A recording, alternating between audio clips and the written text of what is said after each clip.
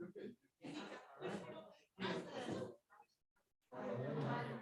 any of you need a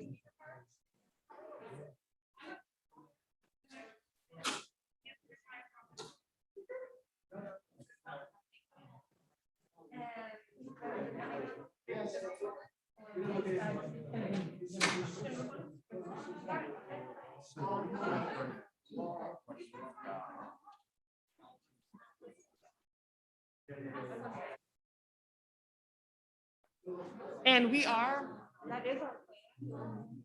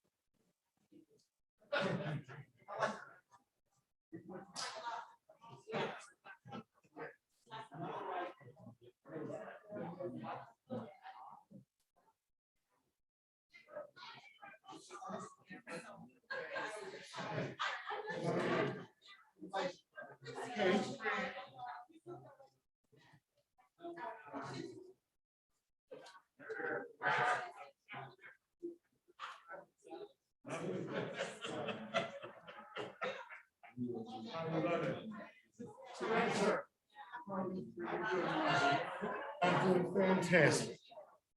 Good run.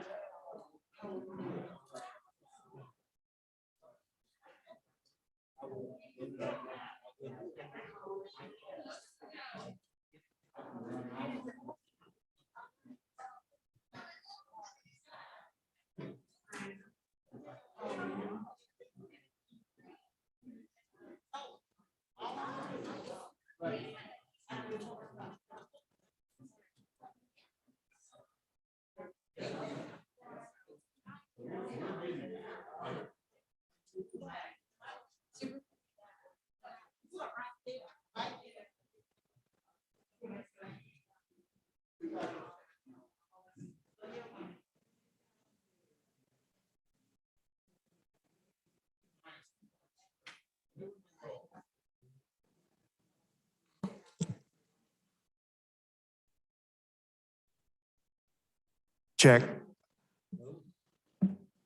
Red light means your microphone is on, by the way. All right, should we call the meeting to order? Welcome to the Children's Services Council of Leon County for Tuesday, September 23rd. Publicly noticed open public meeting of the Children's Services Council of Leon County. Special request, please speak clearly into your microphone so people who are streaming the meeting can hear. Also turn your microphone on. Always hard for me to remember to do that. At this time, I'd ask Ms. McPhail to please call the roll. Mr. Terrence Watts. Mr. Mark O'Brien. Present. Ms. Liza McFadden. Here. School Board Member Jones. Here. Superintendent Hannah. Mr. Chair, he did send a message that he is running late. Very well. Dr. Glenn. Here. Commissioner Cummings. Present. Mr. Paul Mitchell. Here. Vice Chair Connor. Judge Present. Sostrom. Sorry. Present. You have a quorum established, Mr. Chair. Excellent. Next item on the agenda, approval of the agenda. Does everyone have a copy of the agenda? All right. Mr. Chair, I'd like to move the agenda. Agenda's been moved. Is there a second? I'll second. Moved by Mitchell, seconded by O'Brien. Any discussion? Any objection?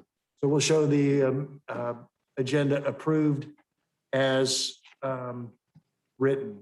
Next on the agenda, approval of the minutes. We've had 3 meetings since our last meeting, the August 19th full meeting of the council, September 8th trim public hearing, September 21 trim public hearing.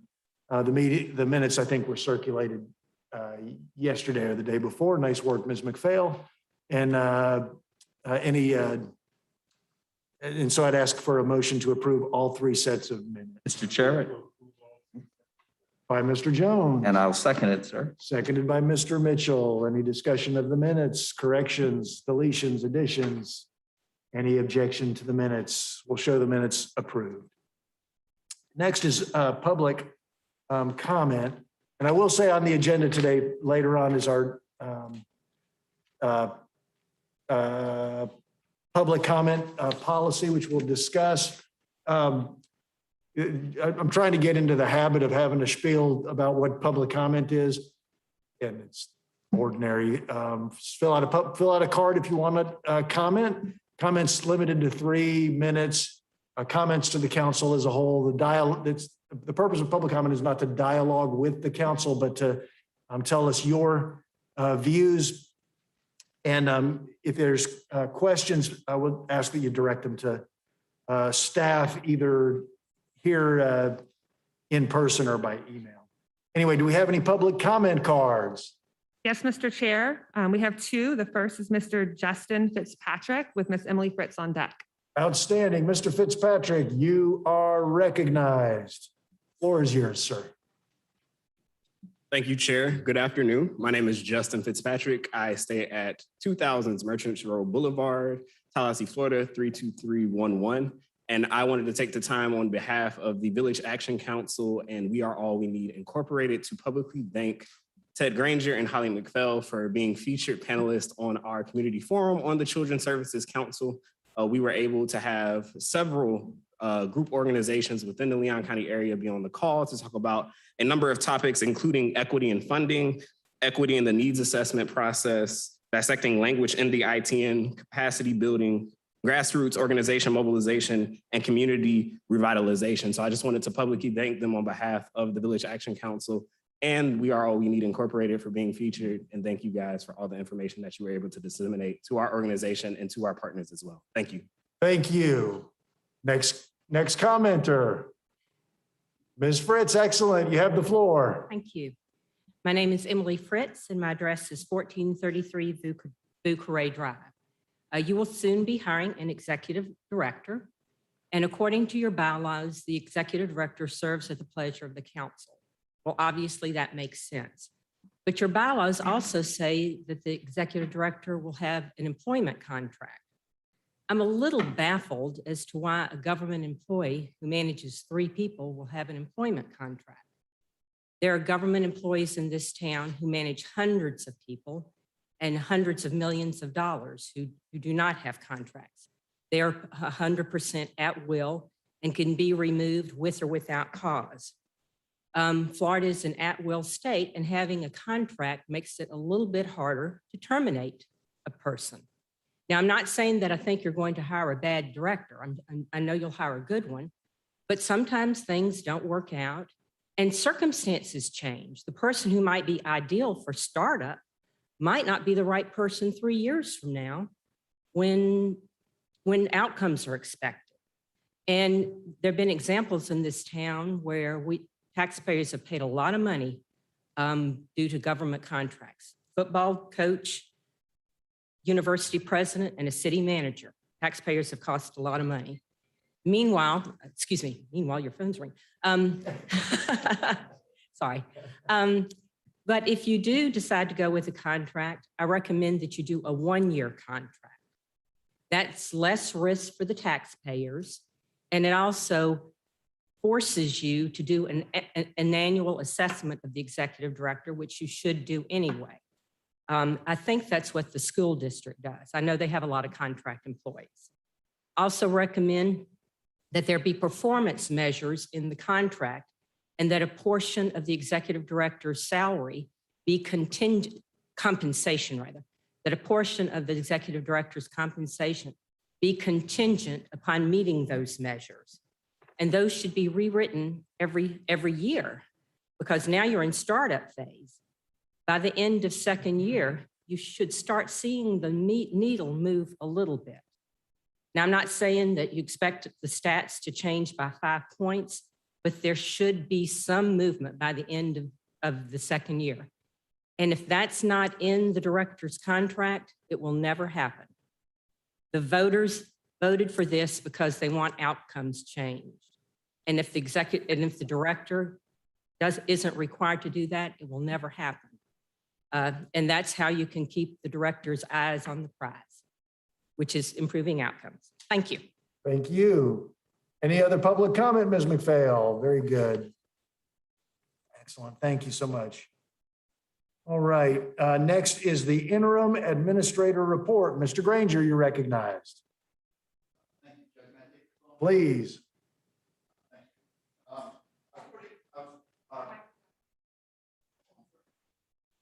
Hello? There you go. Okay, thank you.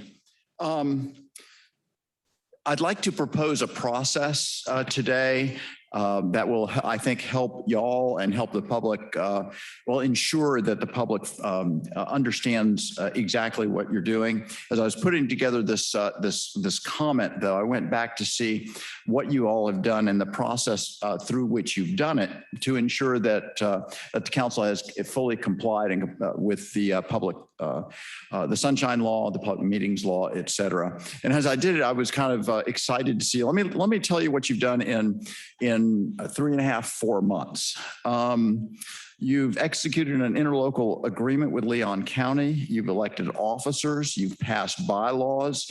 You've created an executive committee, a budget committee, an executive director search committee, a needs assessment committee, an ITN evaluation team, a NEAT negotiation team. You've hired an interim administrator. You've crafted an interim budget and a 2021 budget. You've developed state-of-the-art needs assessment, ITN. You've created and posted a job description for the executive director and begun interviews for the directors. You've completed a truth and millage process. You've retained general counsel and a CPA. You've got your own email, Children's Services Council email addresses, bank account, and standalone website. You've adopted priority areas for focus of council investments in the future, and you've adopted a purchasing policy. And I just would like to offer as staff commendation to the council for the phenomenal volume of work that you've done and the quality of work that you've done.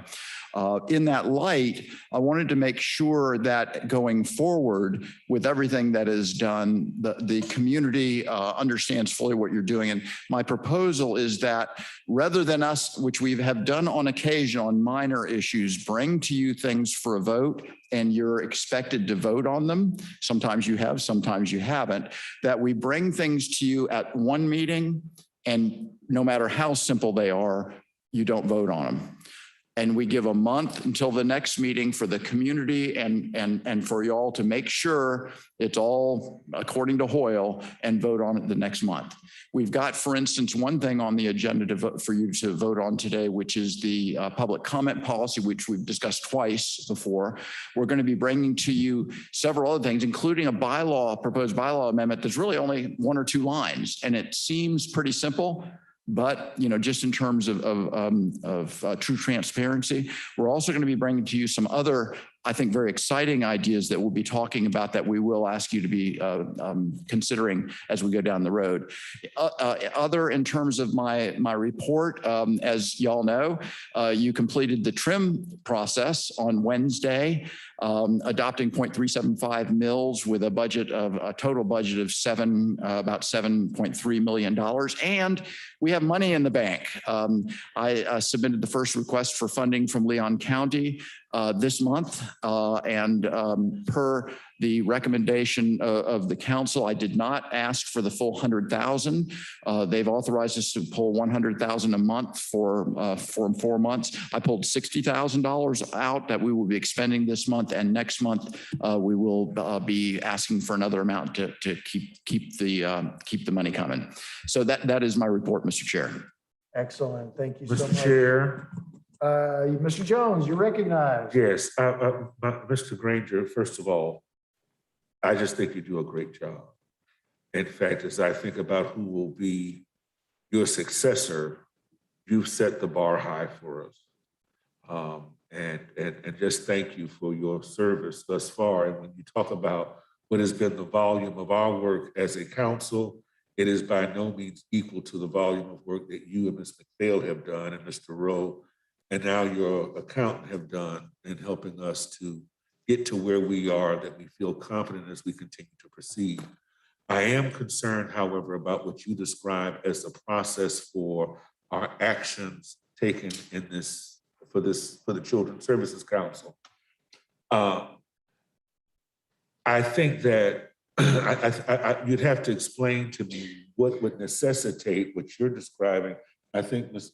Cummings can appreciate this because she deals with public hearings as well. It seems to me as if you're describing that our work would have a first reading at one meeting and then the subsequent action at the other. And if that's the case, to me, that seems rather laborious. I think that, unless it is issues that may require legal review or something like that, that would necessitate a first reading to then have action at the subsequent meeting, I would hope that a great number of things that will come before us can be simply put on consent. I think Ms. Cummings, Attorney Cummings can agree that some things that don't require discussion, that may have already been vetted in earlier workshops, can be on consent. Other things will come to us as general business, and I think the option should lie with us as to whether or not it is tabled to come back for further review at a subsequent meeting. But otherwise, if it's on the agenda, we can vote it up or down in real time and not have to be delayed. And I think that what you're describing may very well, if we were to create this as a policy, would tend to be laborious. Would kind of create a level of bureaucracy that I don't think that our work should have to require. But that's just my opinion. Thank you so much, Mr. Jones. Any other comments? Yes, Mr. Mitchell. Chair, thank you very much. Mr. Jones, I appreciate your comments. I'm going to sort of piggyback off of those in a second, but one, I would like to publicly congratulate you, Ted, for a job very well done, as well as my 9 fellow board members. I got exhausted just listening to the list of things that we/you have done. Amazing. Having said that, in each one, as I look around the dais, each one of you does something in your life that people will come up to you, and Commissioner Cummings, I think of you, I need a new road. I've got a pothole. I got to fix this. We want new parks or whatever as a commissioner, and as school board members and the superintendent, and certainly a DCF administrator. So people will come up to you in your public roles. Principal, sir, I don't mess with your branch of government. But they do. They come up to you all and they talk about one thing or another. What's sort of unique for maybe Dr. Glenn and Ms. McFadden and myself is that this is the only kind of public thing we do. We may sit on private boards and what have you that are in the community. But I mention all of this to say the response from the community since I started sitting on this has really been positive.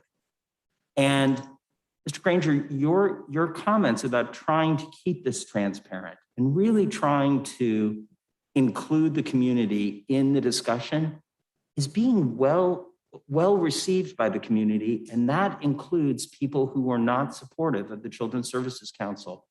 Not that they weren't supportive of the concept, but they weren't just like another government thing. So I appreciate what, one, you've done up to this point, and two, how hard we're working as a board to not just include the public, but encourage the public.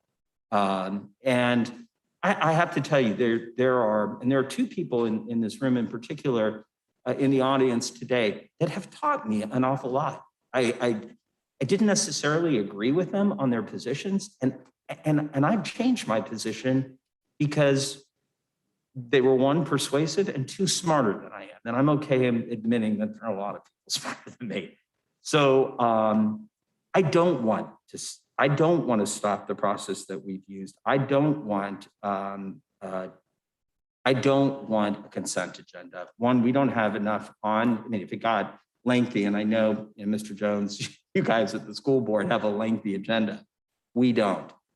I really want each item discussed and thoroughly vetted and thought out by this board, and that we continue.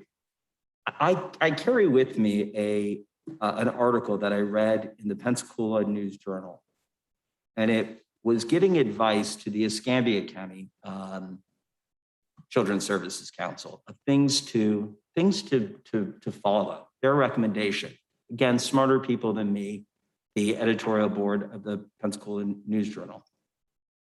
And one of the things they talked about was transparency and really actively involving the community. I'm not saying that everything they said in that editorial is right, but that is something that we should be proud of, what we've done up to this point, and we should never stop. So I love the idea of at least discussing something and alerting people that this is something that we can take up at the next meeting. I don't necessarily think that every single one has to be brought up at the next meeting. So I'm sort of in the middle between a consent agenda and everything coming, discussing it one meeting and voting it on the next. But I would rather err on the side of caution and be completely transparent with this community on the things that we're doing. Thank you. Oh, I didn't mean to interrupt you. I'm sorry. Thank you so much, Mr. Mitchell. Any other comments? Yes, Commissioner Cummings. Thank you, Mr. Chair. I'd like to, I guess, echo the sentiments of Mr. Jones regarding adopting a policy. I think what we would be best to do from a transparency standpoint, as was mentioned, is if there are issues that are so major that need tabling, I think we should do it on a case-by-case basis. I'm sort of leery of adopting a policy that requires to address an issue at one meeting, vote on it the next meeting. I think we are able to determine the complexity, of issues. I think the public that come to speak to the various issues can do the same thing, Judge Surstrom. I'm also, proud of the work that we have done so far under the leadership of Judge Surstrom, with you, Ms. Granger and Ms. McPhail. You guys have gotten us to this point, and I appreciate that. And I hadn't thought about it, but your summary report shows a whole lot that we have done, that we have accomplished, and we have done it not by discussing things at one meeting and voting on them at the next meeting. We've done it. So I just think it would be best for this council if we looked at issues on a case-by-case basis. And so far, we haven't had anything so insurmountable that we've had to address it one meeting and vote on it at the next meeting. So I'm inclined to allow us to proceed as we have been doing, pursuant to the policies and procedures that we've already adopted, Judge Surstrom, and not take steps to amend those as recommended. No disrespect, but I think we're doing well as we are proceeding right now. Any other comments or discussion? I have a thought. Judge, Oh, go ahead, Mr. Jones, please. if I may just add this also, and to speak to Mr. Mitchell's point, one of the ways that, and Ted and I had a conversation about this very same matter this morning.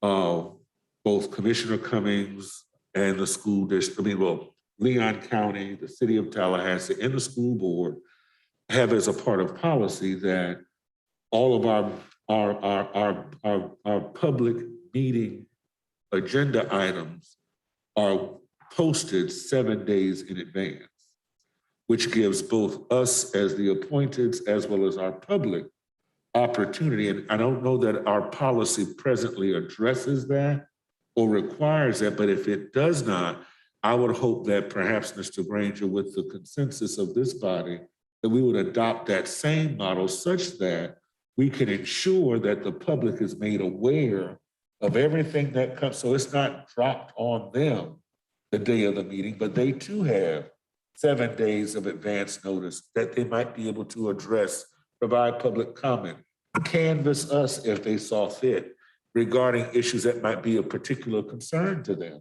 And I think that goes a long way to lending itself to the type of transparency that I know that we all have taken great pride in being a part of. And I think that goes a long way to doing that. So and I don't know if it requires a motion, but I would think. Not yet. We don't, not yet. And Okay. just a second. But I I want to say something. I think that will go a long way to provide the type of transparency that the public requires, that we would want to have the information in advance. And I think that helps us in that matter, Excellent. rather than tabling it. Any other comment? So it's interesting. I have been running scared from the very first meeting. This whole process is outside of my sense of comfort. And a couple of things have happened that spooked me, but good. Mostly when somebody had a good idea that kind of caught fire at the meeting and the train got rolling without maybe the deliberation that we would have liked to have given it.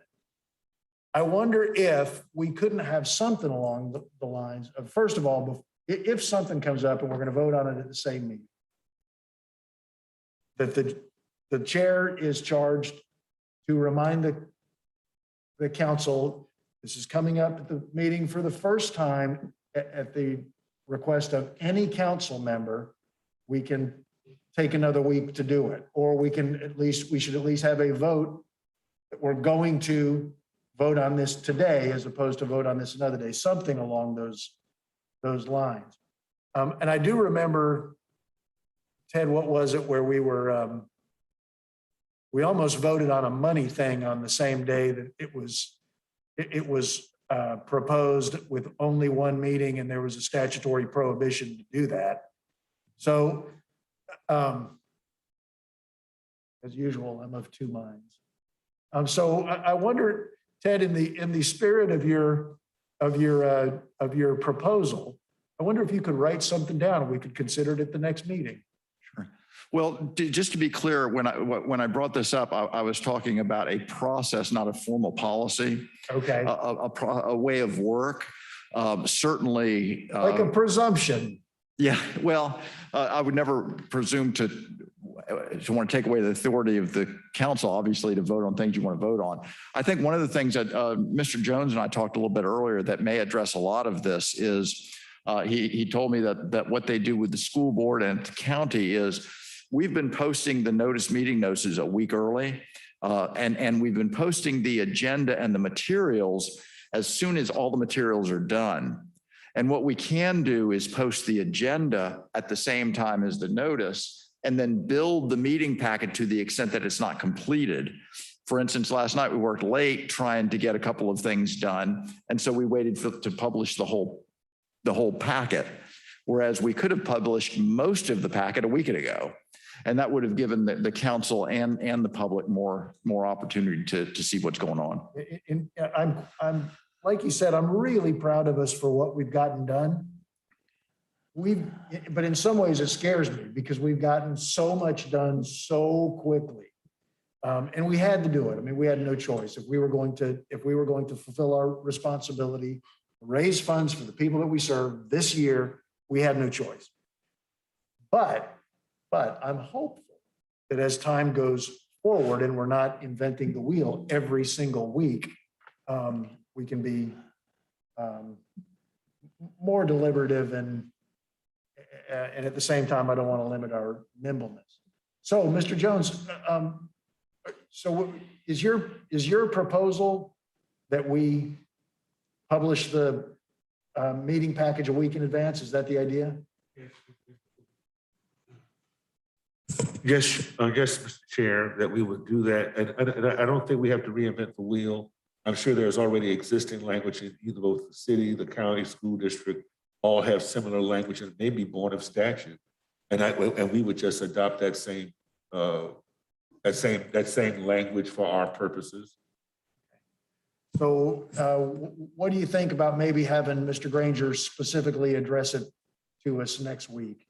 Or next meeting? Whenever, and again, it doesn't require a motion, but I think it might be have our shared consensus. I think it's worth Any objection to having, doing. any objection from the council members to have Mr. Granger address that, maybe even with a one page or less of 14-point typed in? All right, fair enough. Excellent. So that brings us to the conclusion of the interim administrator report. And now we are on public item 7 of the agenda, the public comment policy as it is embodied in Council Resolution 2021-06. Mr. Rowe, do you want to just kind of introduce the resolution for us? Yes, Mr. Chairman. Would you mind if I take off my mask? I do not mind at all. I wish I could take mine off. That's on page 11 of the packet. Thank you. Thank you, sir. The council has for consideration resolution number 2021-06 entitled "A Resolution of the Children's Services Council of Leon County adopting a policy regarding public comment at council meetings and providing an effective date." And is the policy attached as an appendix? Is that right? Yes, sir, it is. It's attached as Appendix A. So pages 13 and 14 of your packet are our public comment policy. Take a minute, see if there's any discussion. Actually, I guess I'll ask for a motion here momentarily. And then we'll see if- Yes, sir. Would you mind if I briefly hit a couple of the high points of the Wish policy? you would. Very, very good. So Florida's open government laws require that local government bodies such as the council must afford the public a reasonable opportunity to be heard.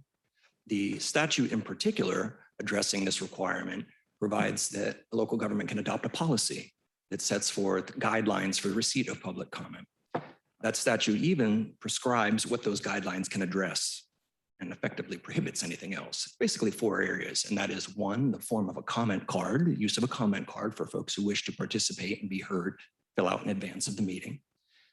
2, limitation on the amount of time that each speaker is given. 3, encouragement for a representative to represent a group of speakers who are basically aligned as far as the comment they wish to make, and they wish to have one person speak on their behalf. Excuse me. And then placement of the public comment within the agenda, where it will appear in the agenda. The policy you have before you, Appendix A of the resolution I noted, basically is addressed to those 4 items.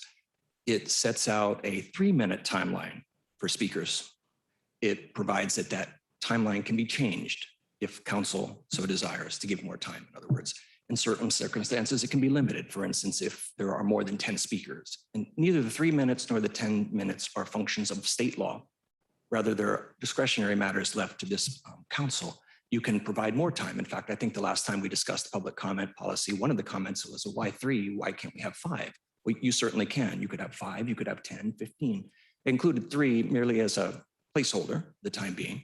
Though I note that since that meeting on August 19th, I've done a survey of common practices among cities, counties, other special districts around the state. I think I looked at about 12 other policies. I found 1 10-minute, 1 5-minute, 1 2-minute, but the rest were 3. 3 seems to be the average that's most commonly adopted. So I used 3 here, but you can certainly change that if you would want to be expanded to additional time. We've provided that there's a general public comment section in each agenda appearing toward the beginning of the meeting. And that's generally designed as a forum for comment on items that aren't otherwise on the agenda. whereas the public would also be given public speaking opportunities on specific items included in the agenda when those items are discussed by the board. We have likewise established a procedure for nominating a representative, again, to speak on behalf of groups who might be commonly aligned as far as the comments and information they wish to convey to council. Also, we made it clear that the opportunity for public comment is not an opportunity to engage in dialogue with the council or to present questions to the council and demand answers on the spot. In legal vernacular, it's not an opportunity for members of the public to cross-examine individual board members on decisions they've made or why they feel the way they do. It's an opportunity to state a position on an issue, to support that position with whatever information they care to convey, and then allow the next person an opportunity to speak. All of those items are embodied in this Appendix A.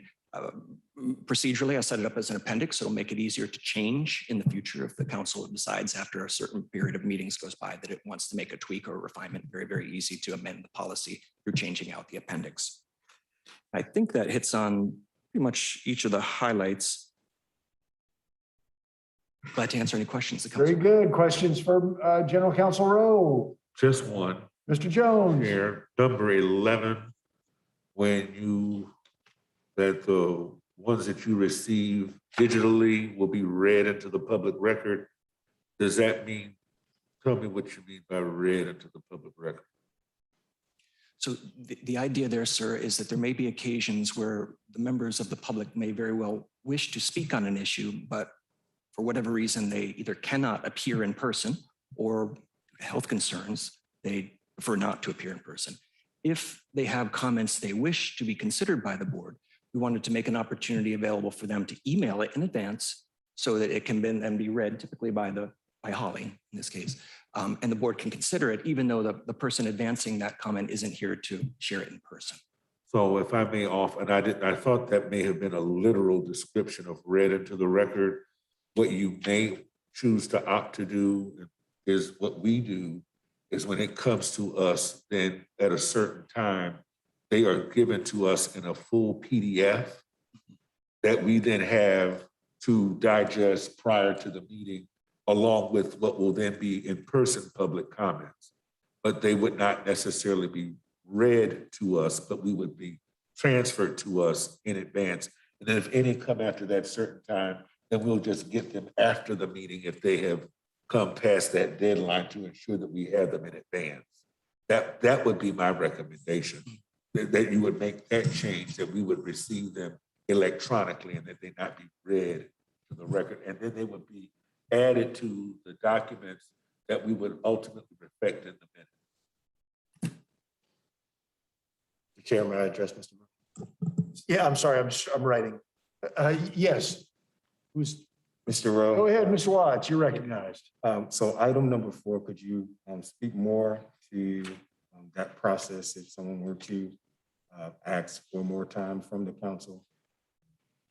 How that's granted or not? Yes, sir. The general idea underlying the public comment policy is that these are guidelines and they're not meant to be hard and fast. They can be deviated from in certain instances, one of which is if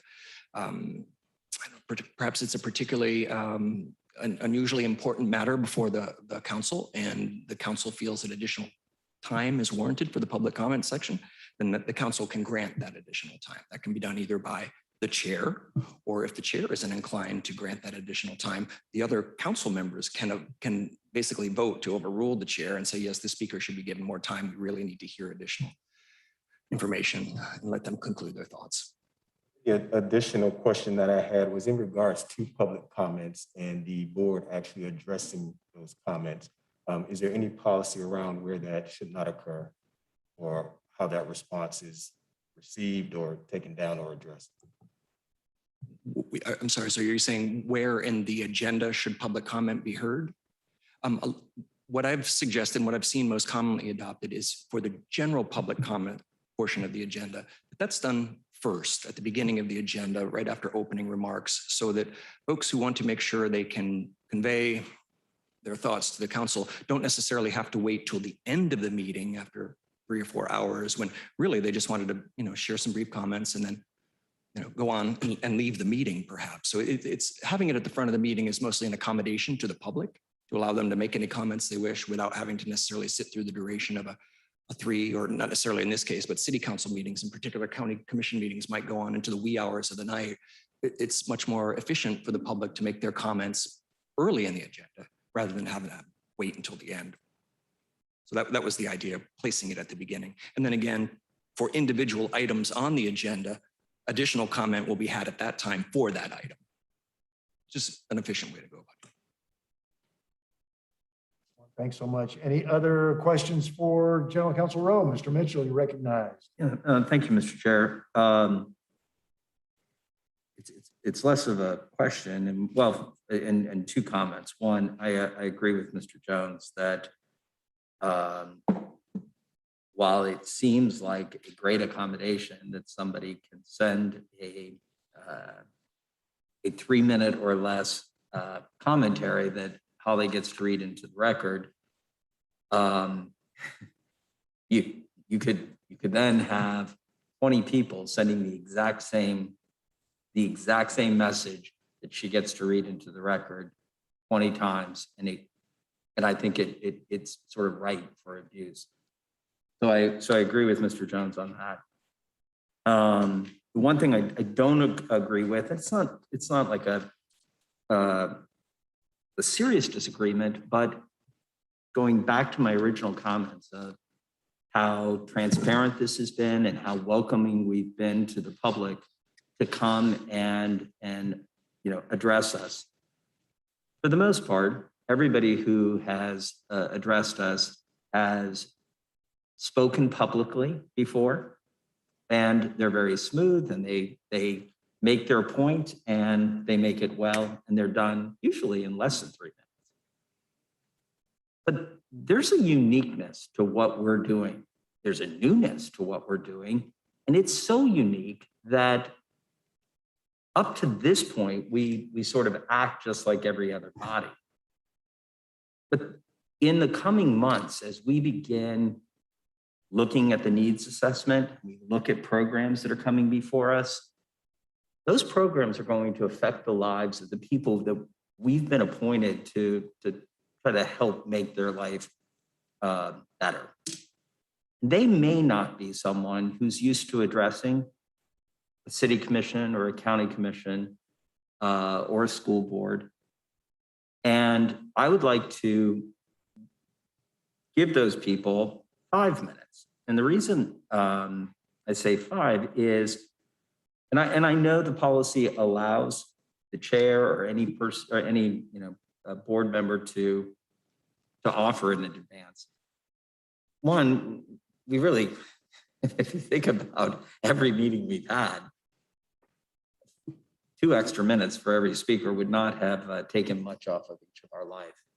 And so I would just prefer that we have it be 5 minutes, and at the discretion of the chair, who, if he looked out, in this case if he looked out and saw a full chamber with speaker cards left and right, could say, recognizing the volume of speakers we have, recognizing that we want to make sure that everyone is able to speak while the council members are still awake, I'd like to limit the time. But I just, heck, I have a hard time saying hello in 3 minutes. So I'm pro on the policy and pro on Mr. Jones's amendment. And I would ask you all to consider a 5-minute limit in recognition of the folks who likely will come before this council, not during the administrative part that we've gone through, but programmatically in the future. Thank you, Mr. Chair. Excellent. All right. Any other comment? Any other comment? Any other questions for Mr. Rowe? So, Mr. Jones. I don't know if we're gonna be tabling this. I was just about to ask that same question. For us to review it further, as well as the other source documents that are included today. But Although I think Mr. Mitchell is well-intended, I do believe your profile, and particularly when you describe the people that we intend to serve, who when they come to us would somehow require 5 minutes compared to 3, as if they could not be able to describe whatever their intentions are for us to communicate to us. I just don't, 3 minutes, I think anything beyond 3 minutes, once you get into dealing with public comment, and I don't dare say that I'm an expert, and I myself have known to wax long, but I believe that 3 minutes is sufficient to make any point. And if you have to endure as much public, or if you attend as many public meetings of this sort, one as an employee where I have to attend both the city and the county commission meeting with my boss here, Ms. Carolyn Cummings, and then as an elected, I can tell you, Mr. Mitchell, please, let's just stick to 3 minutes. When people are aware of that requirement, they tailor their messages in advance and are able to communicate to us most clearly and succinctly that what they would want us to know. And again, at the chair's discretion, if a person finds themselves have waxed long, they may give them additional 5 or 10 just to complete their point. But I think 5 minutes would tend to be laborious. And I think regardless of any profile of the persons who would come to speak to us, that rule should be the same for everyone. And maybe I could say, let me just say too, I run a notoriously not very tight ship. And we've had a lot of people go over our alleged time limit and have never stopped them. I'm doubtful that we'll have too many times where we have 10 people commenting. Mostly this is, I mean, the way I think of this, and Ms. Cummings, maybe you and Mr. Jones for sure have more experience with this than I do. The way I think of this is like, it's sort of like a rule of reason, and all good things must come to an end. Judging by our comments that we've had so far, most people run out of gas before 3 minutes. Mostly before 3 minutes, they are kind of a lot of times repeating the things that they've already said. And Mr. Mitchell, I'm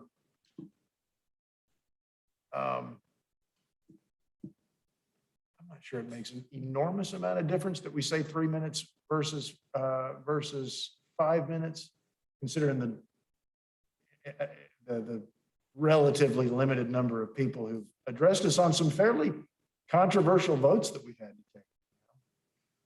So I would prefer to try and get this, because we've talked about this comment policy quite a few times. I'd prefer to get this passed today if we can. Does that, rather than bring it back another day, and if there's an amendment, maybe we can propose an amendment. Let's see. I do like the amendment to number 11, though, I will say. And Mr. Jones, could we do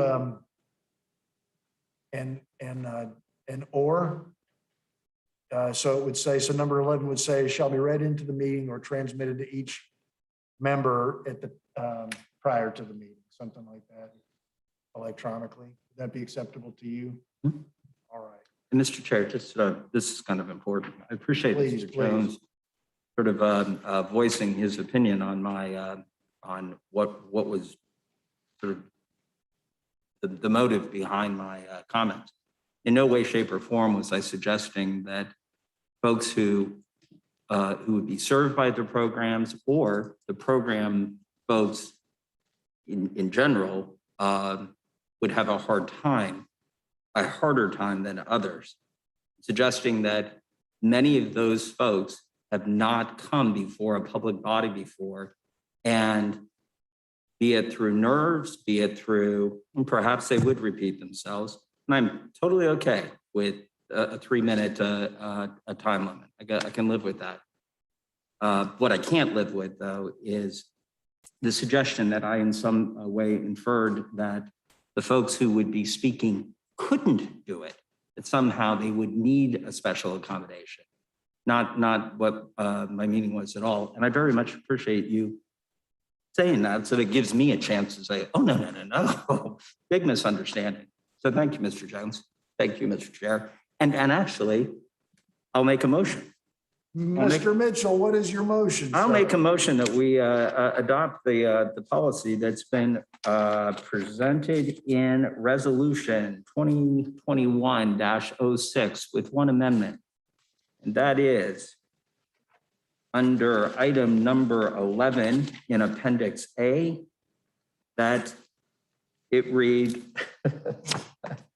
no, I've got it. I have a lot of fog. That it read, public comment may also be submitted in writing via email to info@cscleon.org. How is this going? Where's the org? At the very end, after the record. Oh, okay. I got it. On the day prior to the meeting, date shall be read into the record or transmitted electronically to each one of the board members.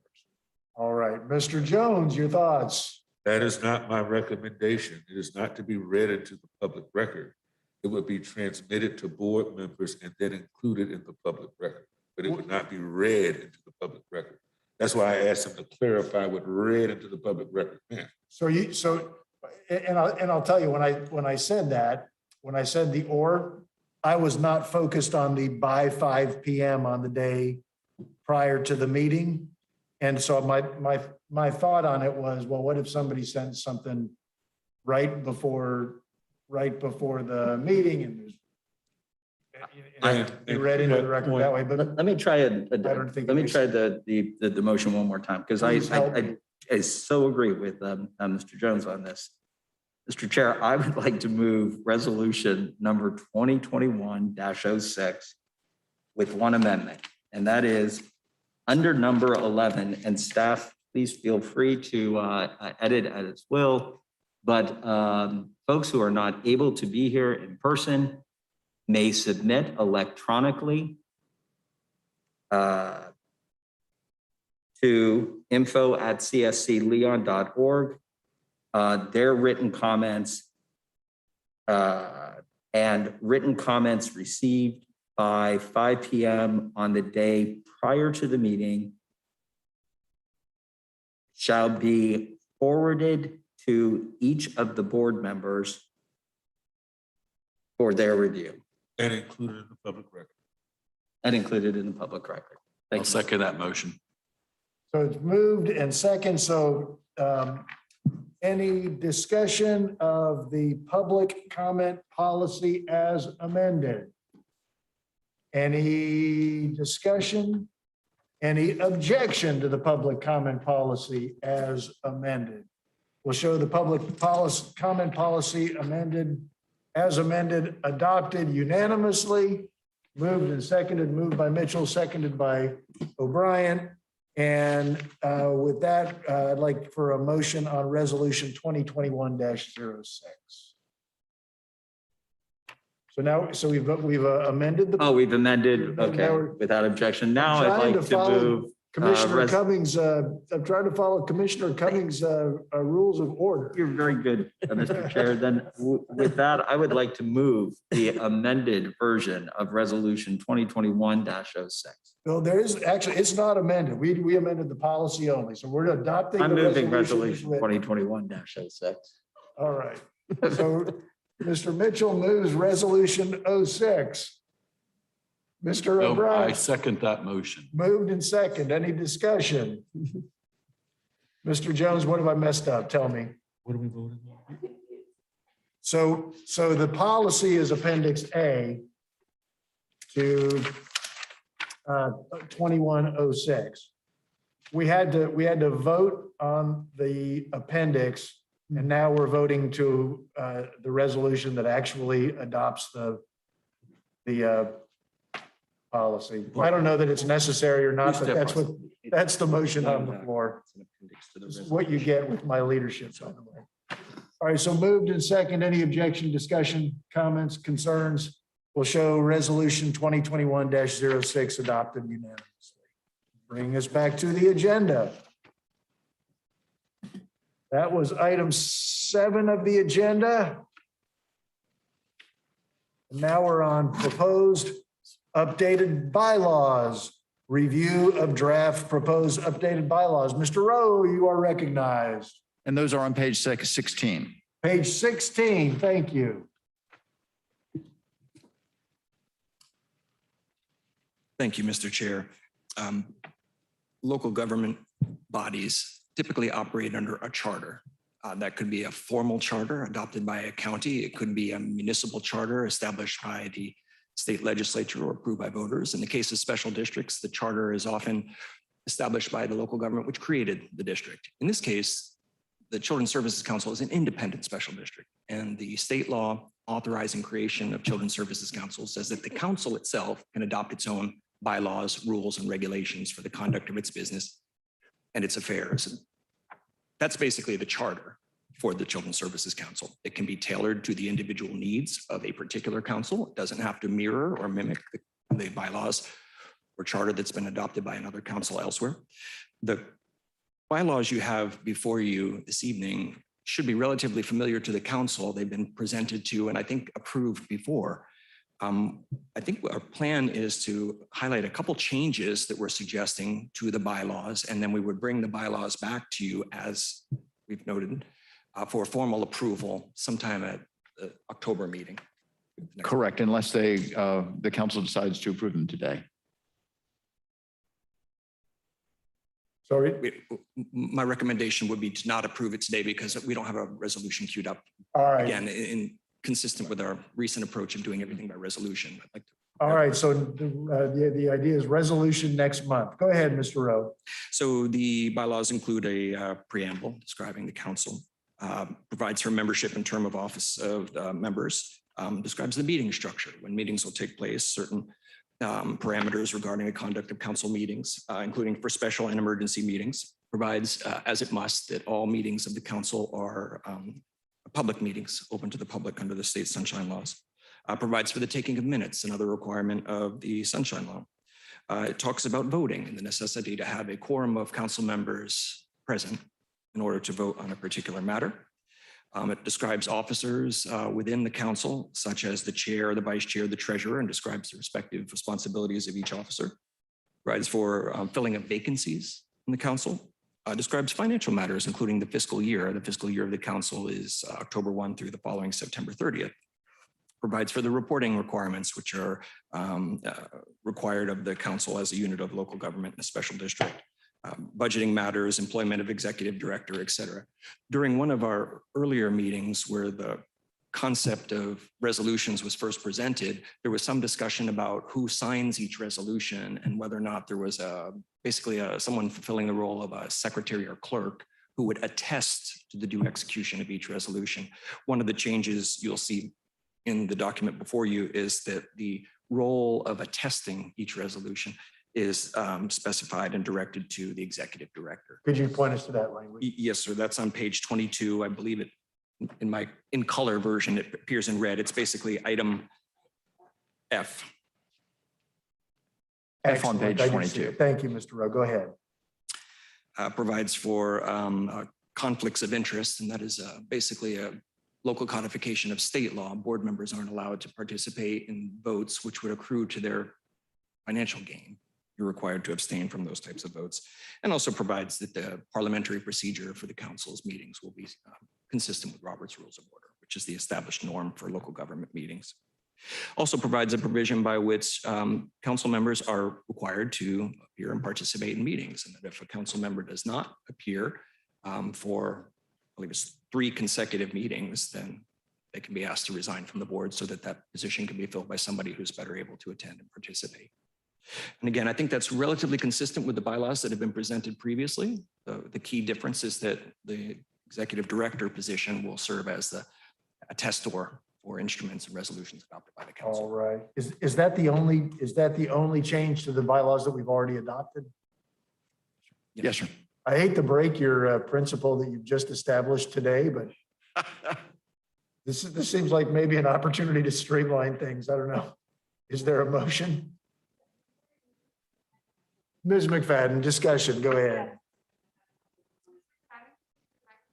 Oh, there we go. Sorry, I had a couple of comments.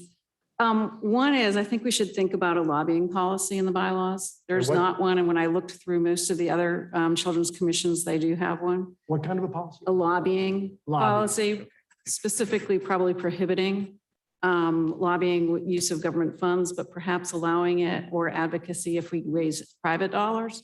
I think, something, there is no policy. It doesn't necessarily have to be decided today if you wanted to move forward, but I think it should be one that we consider.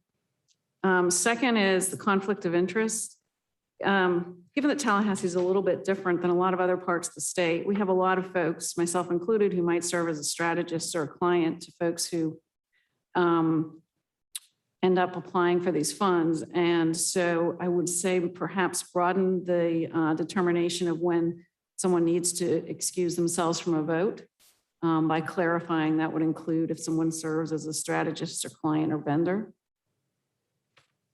Most of the other groups, when I looked through their bylaws for children's services commissions, were very specific of what their standing committees were. We refer to them up above, but we don't actually break them out. We do have an executive standing committee. We have a finance standing committee. I assume that finance might be finance and audit, but we've not discussed that, and that will become important further down the road. And many times there's a recommendation that a finance committee does not serve as an audit committee because the audit committee should be looking at what the finance committee did. So I would argue we probably should have a standing audit committee. And almost every single other Children's Services Commission has a program services committee, which we don't have yet, but I'm assuming we may in the future. So I guess we don't necessarily need to add those standing committees right now, but again, something that is in almost every other bylaw that I looked through. They did list, for the most part, their ad hoc committees, such as a nominating committee or, what have you. So those are my comments on things that, and then I guess one comment that is a question, which is the way that it's worded about on H with the executive director serving as the secretary of the council. I don't know if that wording to me almost makes them seem like a board member. I don't know if anyone else would interpret it that way. That just made me reading it that way. Point us to the language. Where is that? On page 22. That's on page 22, G or H. Mr. Chair. Mr. Mitchell, you're recognized. So, well, one, I think Ms. McFadden hit like a home run on every one of her items. The only one that I don't know that a secretary of a corporation is oftentimes like a general counsel or what. That's the only one that I don't care one way or another. Every other one I think is spot on. Yeah, I'm sorry. Every other one I think is spot on, and I'm A-okay with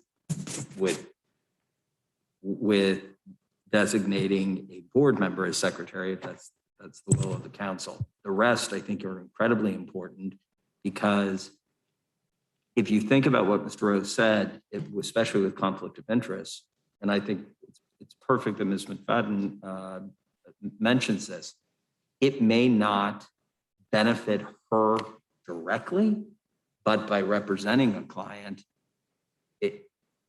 indirectly, she may keep that client.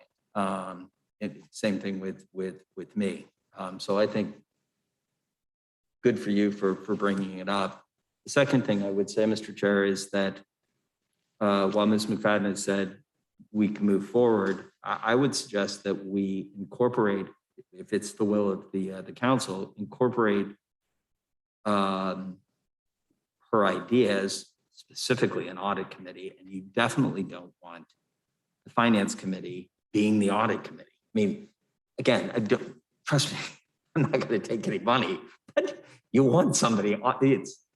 You don't want the fox guarding the hen house, and so it's such a great point. But I would rather vote on this when it was all done, that incorporated Ms. McFadden's suggestions, and also it will make it easier so that we can have resolution 2021-06 07, 08, or not, whatever it's going to be. And just, yeah. So that's my thought. Now, if we don't have to vote on this, we will not be voting on this today because we don't have the resolution. Any other comments? I have one comment. Mr. Jones, did you want to be recognized? So my memory is the distant foggy past of 3 months ago, we adopted these bylaws already. We knew when we did it that we were moving fast. It probably would be sensible for us to convene the bylaws committee to consider the language so that we could have the language actually developed and proposed in committee, maybe. I don't know what, Mr. O'Brien.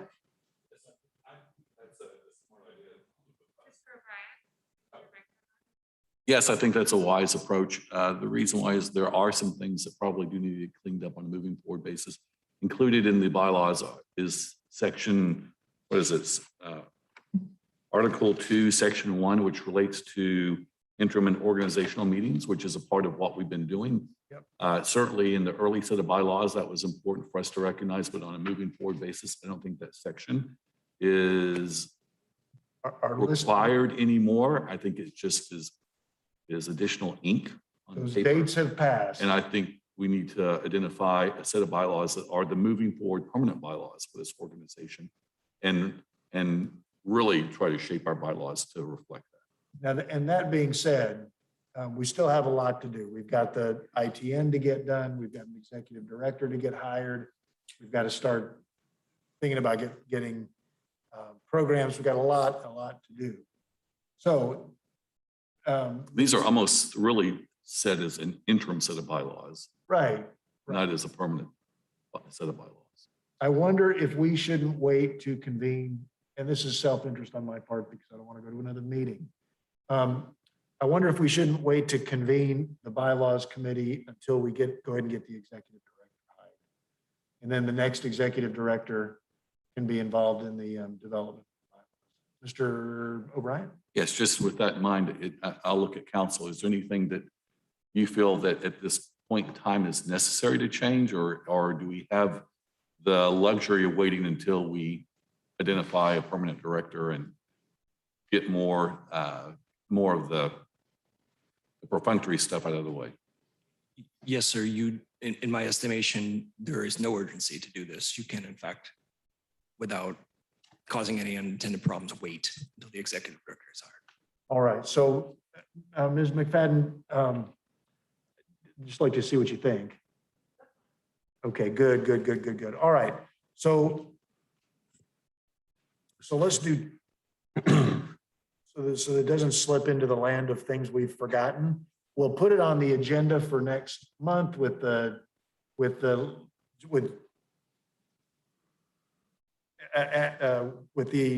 notation that establish a timeline for amending the bylaws. Is that acceptable to you, Ms. McFadden? So we'll have a proposal for when we'll convene the bylaws committee, when we'll propose language. That's fine. All right, fair enough. So that's for the agenda. Mr. Chair, Yes, Mr. Jones. I do have one in regular meetings, the annual meeting held in January. Just wanted to add that I think that's a great time for it. I know the rest of you who were appointed by the governor serve a 4-year term. The school board has elected to elect its representative on an annual basis. I don't know how the county is doing it, such that anyone who would want to serve would be able to have that opportunity and not serve a 4-year stint, because persons may not be reelected, but it would be the will of the school board to make that appointment. And that will happen when we are organized in November. And so to have that annual meeting for elections in January is well timed for our purposes. Are you on an annual or are you 4 years? For 4 years? Excellent. Thank you so much. All right, so we'll add discussion of the timeline for amending the bylaws to the next agenda from an interim bylaws to a permanent bylaws for the council. Will be added to the agenda for our next. Bringing us to item 9 of the agenda, which is Employee Handbook and Human Resources Manual. Mr. Granger, you're recognized. Thank you, Judge. That is on page 25, begins on page 25 of your handout. In anticipation of bringing on a new executive director and that new executive director hiring staff, we've begun work on an employee handbook and human resources manual. Most CSCs do have a human resources committee, so this kind of tags into the conversation y'all had just a few minutes ago. I'm not going to go into detail on this outline. I will probably be contacting several of you about this. This is a very extensive public policy or human resources and employee approach that is probably more attuned to much larger organizations that have more capacity, for instance, to address the different types of leave that can be taken. There's 3 pages of different types of leave in this policy. And certainly the staff and council will not have I assume the resources or want to expend the time to go through all of those. But I wanted to let you know we were working on it. We're looking at all of these things. I've underlined in the handout certain things that I'm going to want to talk with you about and get direction on as we go down the road. But certainly, of course, just to hit on some of the high points, what we have at this point would ensure that employment is at will. The executive director has sole authority to hire and fire. Background checks on new employees will be conducted. Receipt of gifts by employees will be limited appropriately. Casual Friday attire. Addressing issues with regard to disability, sexual harassment, benefits and leaves. One of the things that I'm working on currently is an executive compensation package for the newly hired executive director. And I'll be bringing you information on that at the next meeting. I'm working with 2 different organizations, 2 different insurance brokers on this so that we can try to figure out the best packages that we can get. It certainly appears to me, and if you could give me a little bit of a nod of a head or not at this point, that working with the Florida retirement system for retirement for CSC employees does appear at the outset to be a better way to go than privately. And I see some nods head, and I will go down that track. One of the things with regard to going into the Florida retirement system is once you're in, you can't change it.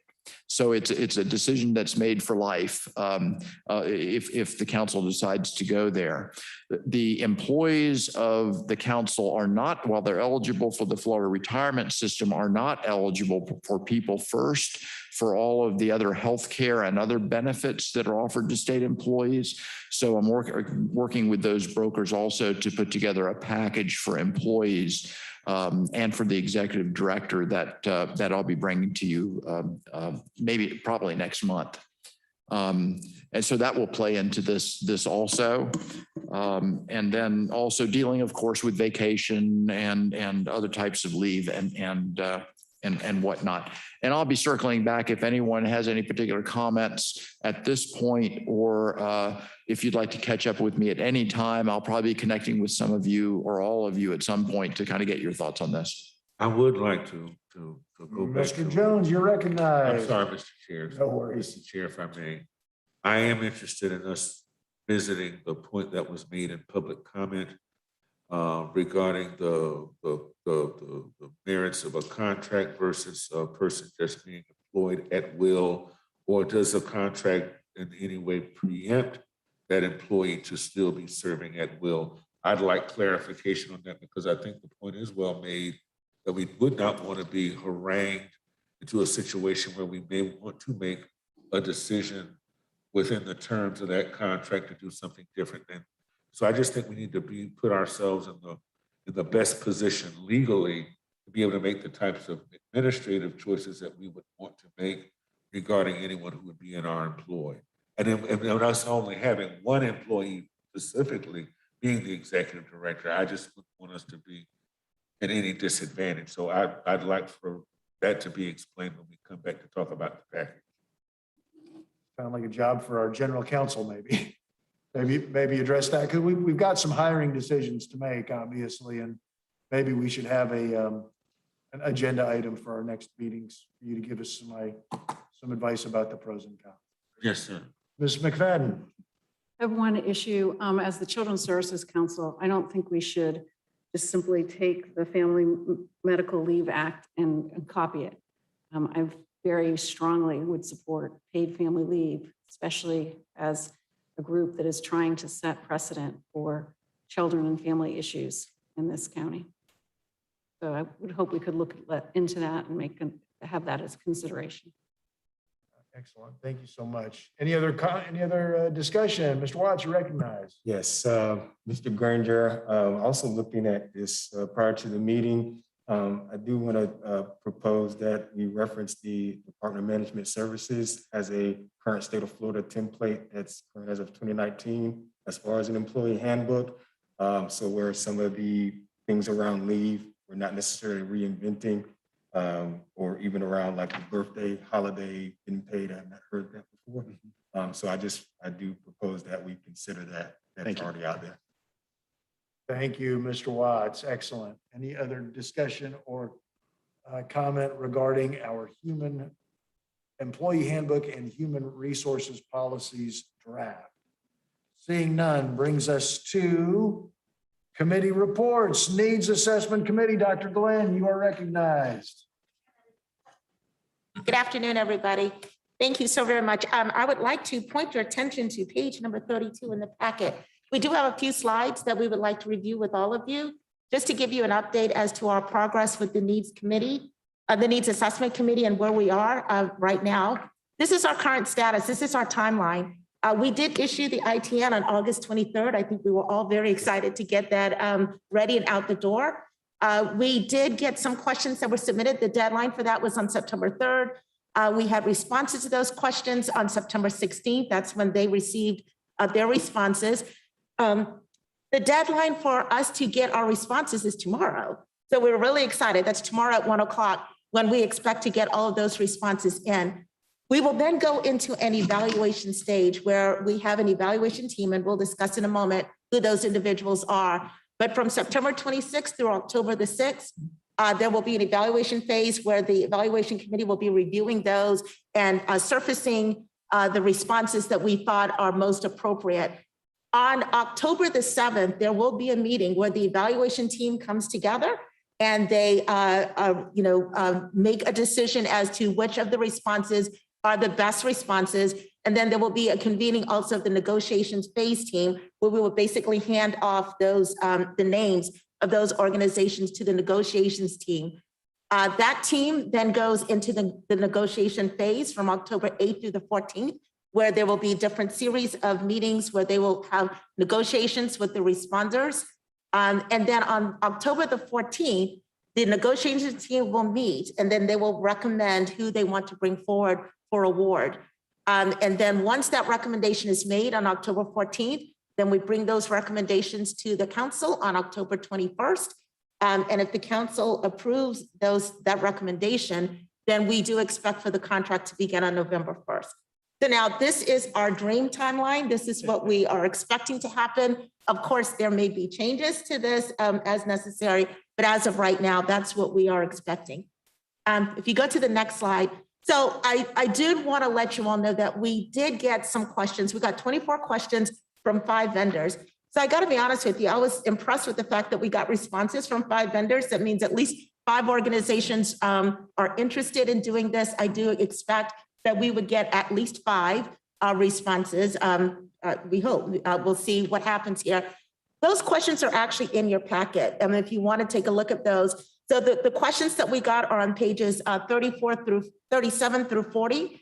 And then the list of the vendors that did ask those questions are on page 41 of your packet. So if you want to take a sneak peek at who are the organizations that actually asked those questions. I think you'll be interested in seeing who those individuals are.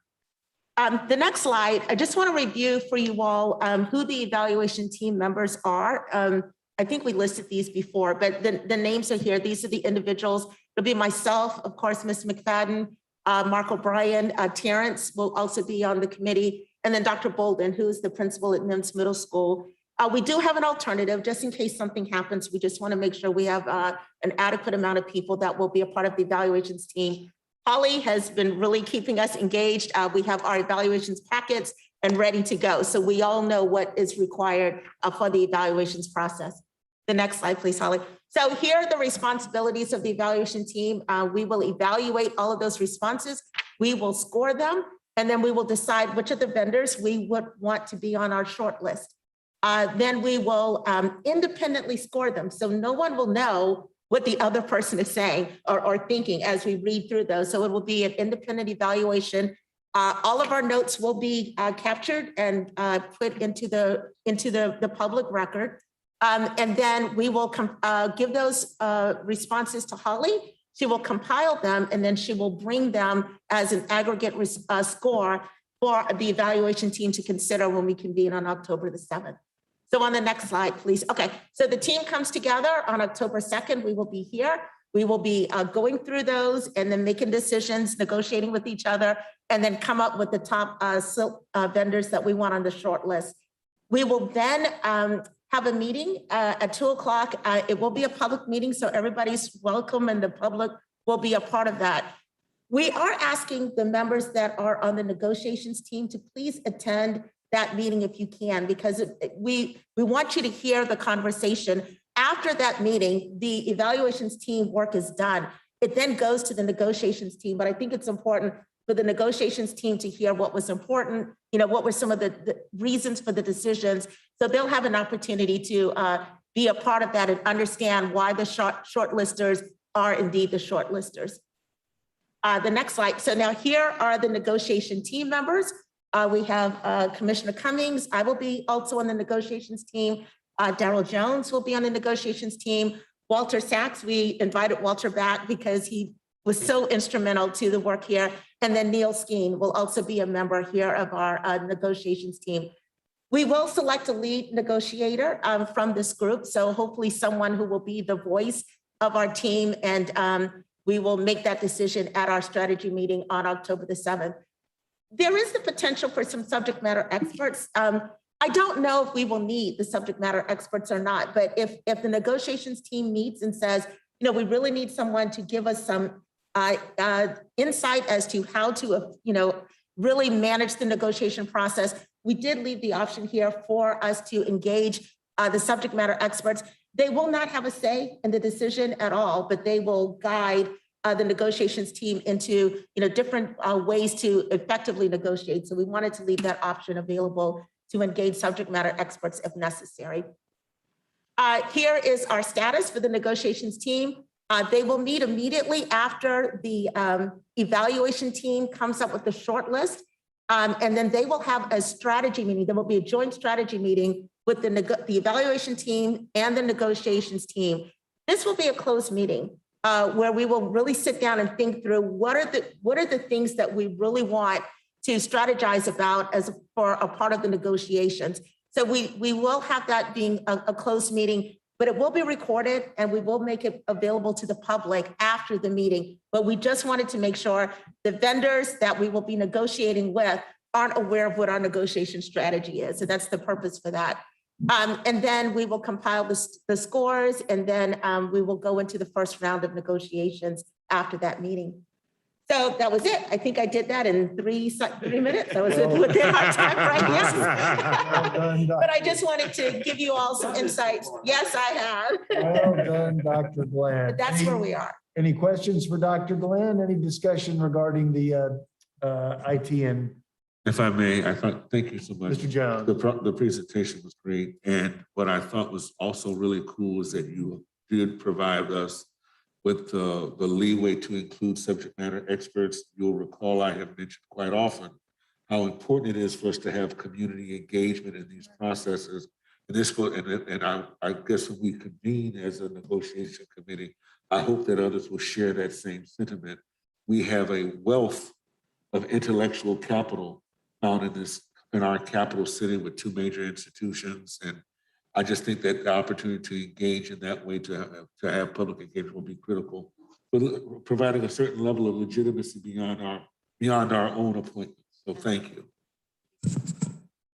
All right, excellent. Anything, Mr. O'Brien?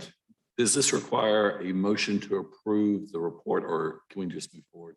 I think we're just reporting. Do we need a motion? Do we need If it approval? needed one, I'll make it. All right, I do not think we need a motion. Thank you so much, Mr. O'Brien. All right, excellent. Next committee report, the Executive Director Search Committee report.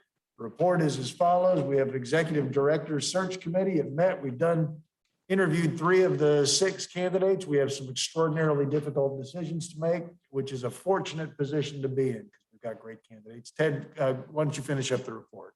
Sure. Thank you, Judge. And just to follow up on that last comment by Mr. Jones, if any of you have thoughts about anyone in the community who would be a good subject matter expert, please let either Dr. Glenn or I know so that we can tie him into the process. With regard to the Executive Director search, again, just plugging along, and I wanted to mention this too during my administration to again reflect the work that y'all are doing. Over the next 30 days, this group, or most of you, will be meeting 12 times. That's basically once every 3 days with a lot of work to go in between.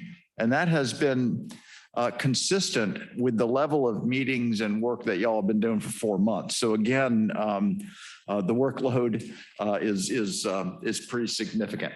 So with regard to the Executive Director search, you can see bolded there on July 23rd, the position was open. On August 20th, it closed, and up to where we are now, the search committee has conducted the first, or part 1 of the first interviews. And today we're providing the report. In terms of the applications, you can see there 166 were received, 71 were eliminated basically as they didn't follow directions. 95 remained, and then we found out 2 more didn't follow directions. So it got down to 93 who followed directions. Holly and I as staff scored all 93. And the committee decided to score the top 31 of those that we had scored. At least one of the committee members reviewed all of them. Mr. Mitchell and others may have reviewed more than that also. In the end, after a very robust discussion, the search committee narrowed down to the top 8 candidates for interviews. And those candidates you can see here interviewed the other day were these 3 candidates: Rodney McKinnon, Sika Rose Green, and Kelly Oddie, all from Tallahassee. And you can see they're all of them hold very good experience and were top drawer in terms of the resumes. And the interview session went very well. On the next interview that will take place on October 4th, we have another 3 coming in, 2 out-of-towners, Joe Mahoney from Pueblo, Colorado, and Chris Letzos from Knoxville, Tennessee, and then Tracy Proctor from Tallahassee. I've been asked this many times, and just so y'all know, she is no relation to the Proctor family in Tallahassee that owns the car dealerships. Again, if you see, their resumes are extraordinary. We did have 2 of the 6 or 2 of the 8 withdraw their applications after we notified them that we were extending an invitation for them to be invited. And Mr. Roger Robinson and Travis Anderson were those 2. So going to the next slide, you can see the current timeline that we're under. October 4th is the next set of first interviews. That those second 3, the 2 from out of town, will be as part of those interviews. Then on October 6th, the search committee will select the top candidates from those 2 sets of interviews for second interviews. That'll happen on October 18th. The current process is that after the second interviews, the search committee will convene immediately before the October 21st council meeting, select their recommendation, and then at the October 21st meeting, provide their recommendation to you for a vote. If that is the process that continues, then the selected person to be the executive director will appear with you at your November 18th, so you can meet him or her to talk about things. And on January 1st, that person would fill the position. So that's the process that has been in place. And I don't know if there's any discussion with that. There was discussion at the last meeting about the extent to which it might be modified or not. I want you to know that we will be sending out an invitation to all council members to participate and join in the October 18th meeting. Because that meeting is a committee meeting, any council members who are not on the committee would be there only as observers and could not ask questions. And that's the process that would be undertaken at that point.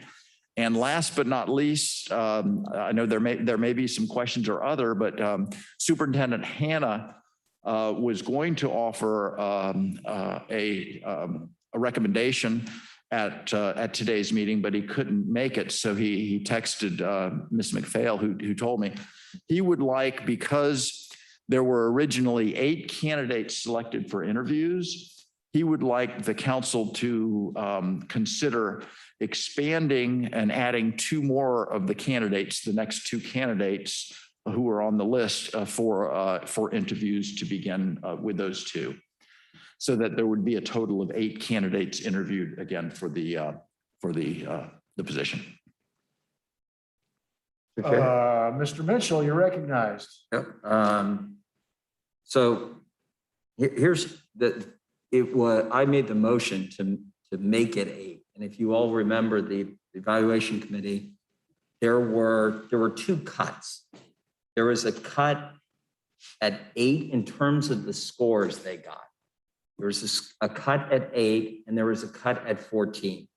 My original motion was to include 14 because there was between number 14 and number 15. When I say a cut, there was a gap in the total scores. Same thing was true between number 8 and 9. And so while I think it's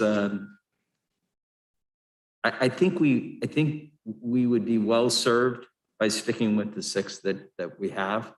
And again, I have no problem adding 2, but there was a reason that 8 was selected. Again, the difference between 8 and 9 and their total scores, there was a drop. And so to take 9 and 10, I think we would then need to take 9, 10, 11, 12, 13, 14, because there was very little difference between 9 and 14. So just my thought. Thank you so much, Mr. Mitchell. Any other thoughts or discussion? Any other thoughts or discussion?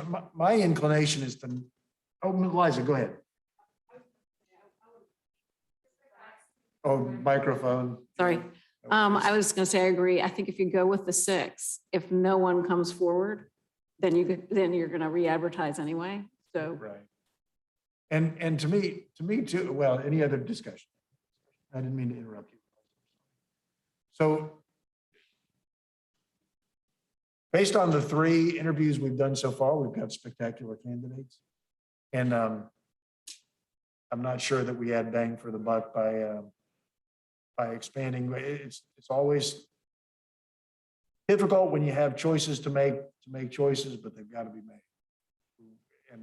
And when you said we have 12 meetings in the next 30 days, Ted, my heart went into my stomach. So and I know Dr. Glenn is going to take the laboring oar on a lot of that. The perfect is the enemy of the good. So I know Mr. Superintendent Hannah's recommendation was made in the absolute his pursuit of our best interest, but I think we'd go with the 6. That's the will of the council. All right, very good. Thank you.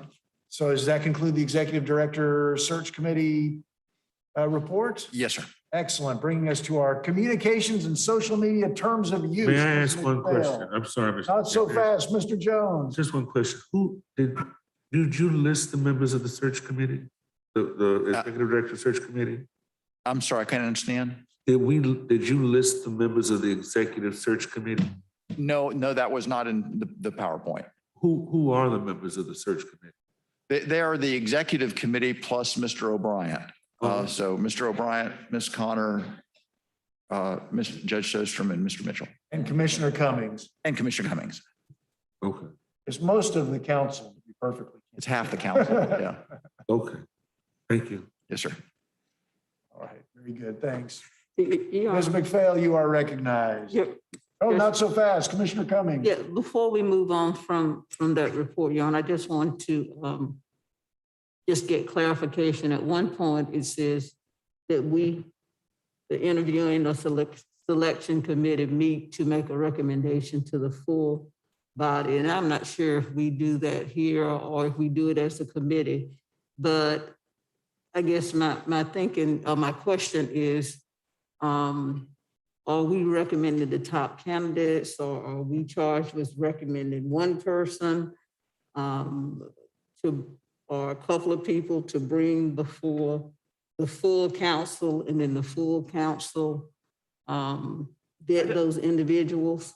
I don't know that we've absolutely decided that. I think kind of the general intent was that we would recommend one, but we have not limited ourselves to doing that. Ted, help me remember. I remember just as you do, and that it would be a recommendation of one, but if the council pleasure is to have more come at some point, that would be appropriate. Yeah, we are figuring it out as we go along, both because it's the first time we've ever done it, and also because we don't know the candidates yet. No, I don't have a sense that we know exactly how we want to play out the end game of. If I may ask a question, Mr. Jones. so does that mean Mr. Watts, Ms. McFadden, Superintendent Hannah, and I, and Ms. Dr. Glenn would have no choice in an executive director if y'all only bring back, if the committee brings back only one person? Well, it could, but the whole council would have to vote to do that. Exactly. And Mr. Chair, to Commissioner Cummings' point, in our last committee meeting, we're just letting the process play out. To kind of piggyback on what Judge Sostrom was saying, we don't know.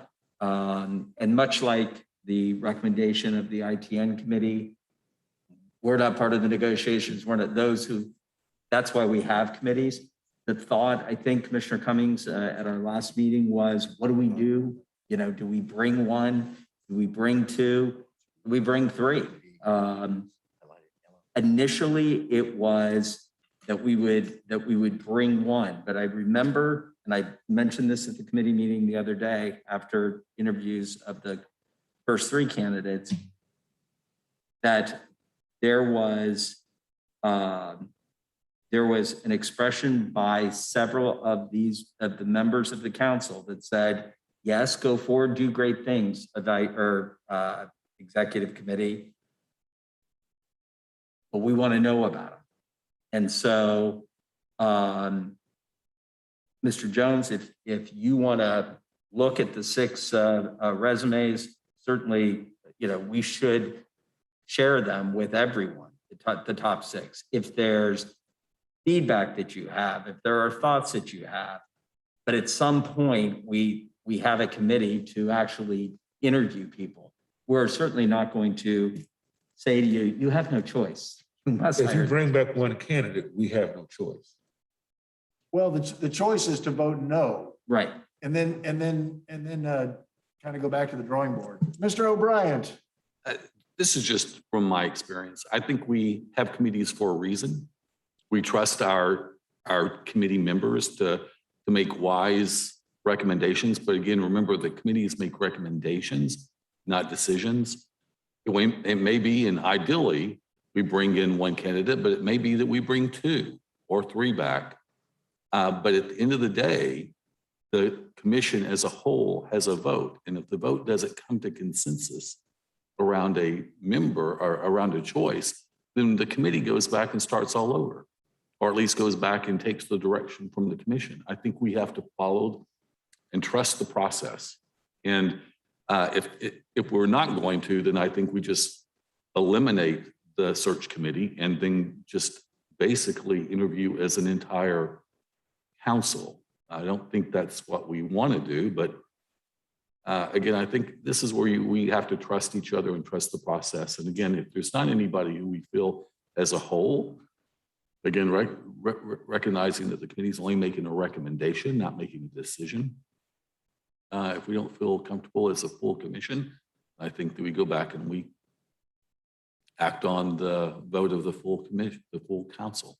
You sure said that a lot better than I said it. That was what I was trying to say. And I appreciate you for saying it so much more coherently. Mr. Jones, anything else? And I don't want to be the only one who speaks to this issue, but in this community, we have all witnessed presidential search committees, and I think many of us are enjoying search committee fatigue, having witnessed so many for a variety of conspicuous leadership opportunities. And we have seen those processes unfold in a variety of ways.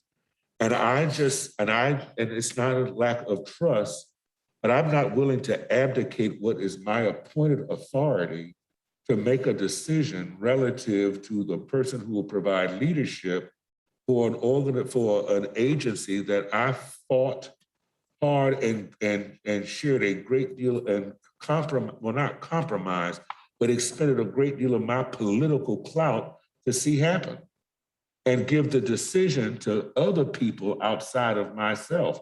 I'm not a part of the committee. I trust that. I have no problem with that.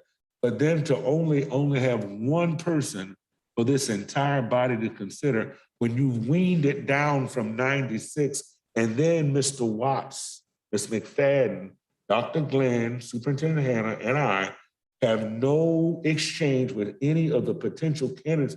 If it's only the top 2 rise to the top 3 out of the 96 rise to the top.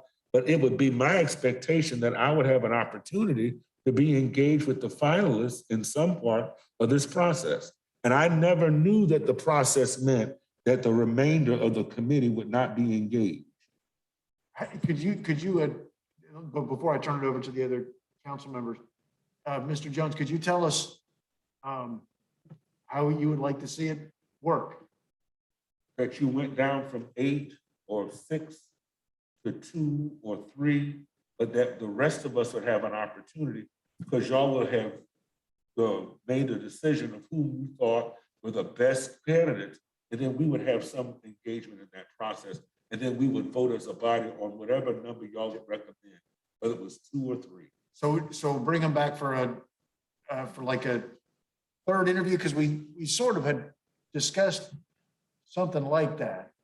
Mr. Chair, Mr. Mitchell, you're recognized. I would simply point out that on October 18th, there are going to be second interviews, and those second interviews will be with 3, 4, 2, 3, 4, and that to me would be a good time for, and I think Mr. Granger has mentioned this, for all of us to show up, listen to the questions.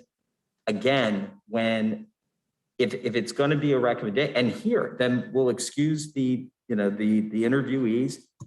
You can sit and we can engage in conversation. You'll know whether or not the recommendation is awful or. So well, Mr. Granger, I think Mr. Granger described that the process would be that we are welcome to attend, but we would be ex officio and not permitted to ask questions or engage with the candidates. And I don't mind being a part of the audience, but again, that's what I expect to be a part of the decision making of the person who becomes our executive director.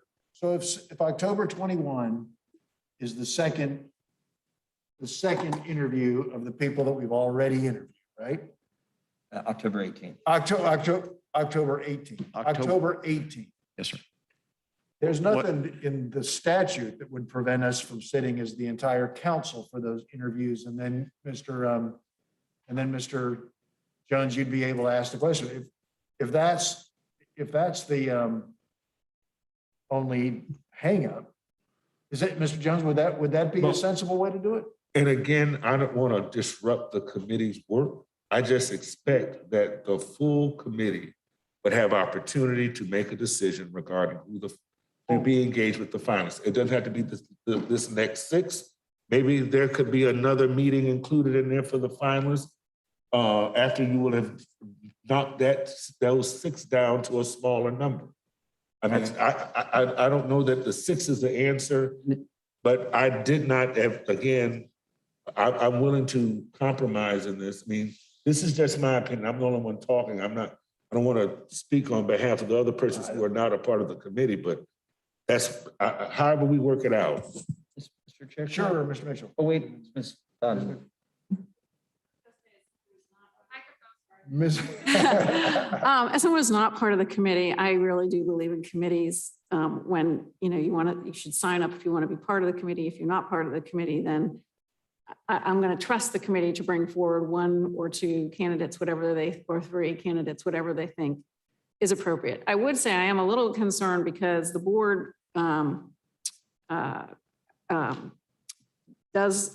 the documents do say it's only a majority vote, and I would hope that we reach consensus, much as you said, but it is, just as a point of information, a majority vote.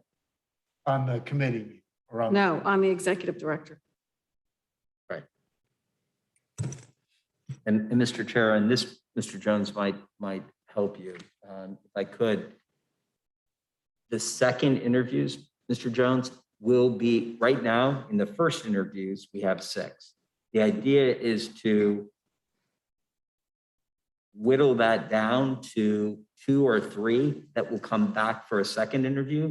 And those second interviews, I would say then to the judge's suggestion that we have any of the council members who would like to participate as a member of that committee, sit there and ask the questions and be every bit as much a part of it as they want. The point that Ms. McFadden makes, though, is we do sort of again, I use the ITN committee as an example. After you go through all this stuff, I'm not going to look at Dr. Glenn and say, well, I'm just not sure. I'd like to be part of. I don't want to do that, but I do think you make a great point, Mr. Jones. This is an executive director who will be serving all 10 of us. And if you have an interest in attending those second interviews, it'll be 2 or 3 candidates. And I think you should be able to, and ask any question you darn well please. Commissioner Cummings, you're recognized. Oh, yes, thank you, Mr. Chair. I was just wondering if we could just adopt a procedure for the search committee to bring back to the full council at least 2 recommendations. And I think that would resolve it. At a minimum of 2, we could bring back 4, we could bring back 3.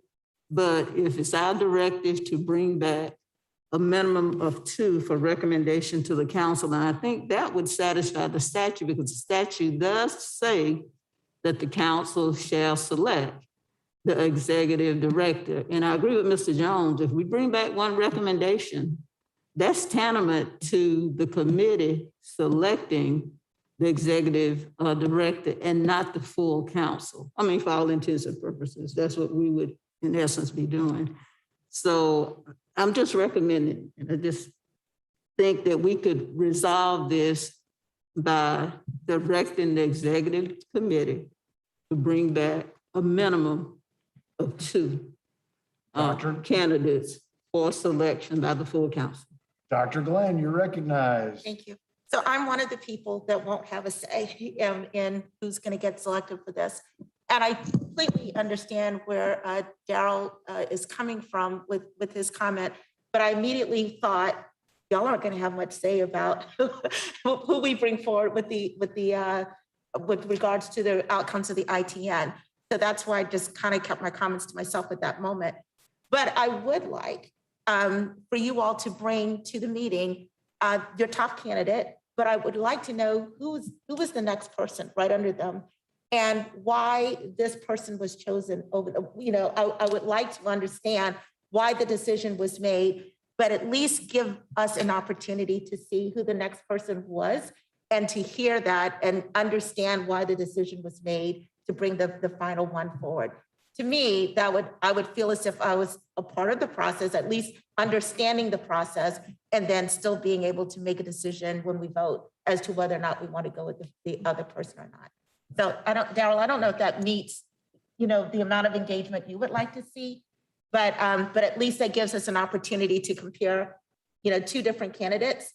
And then keeping in mind that the intent of the negotiations team is to bring forward one particular organization. And because I do believe that you all have entrusted us with the ability to bring that forward.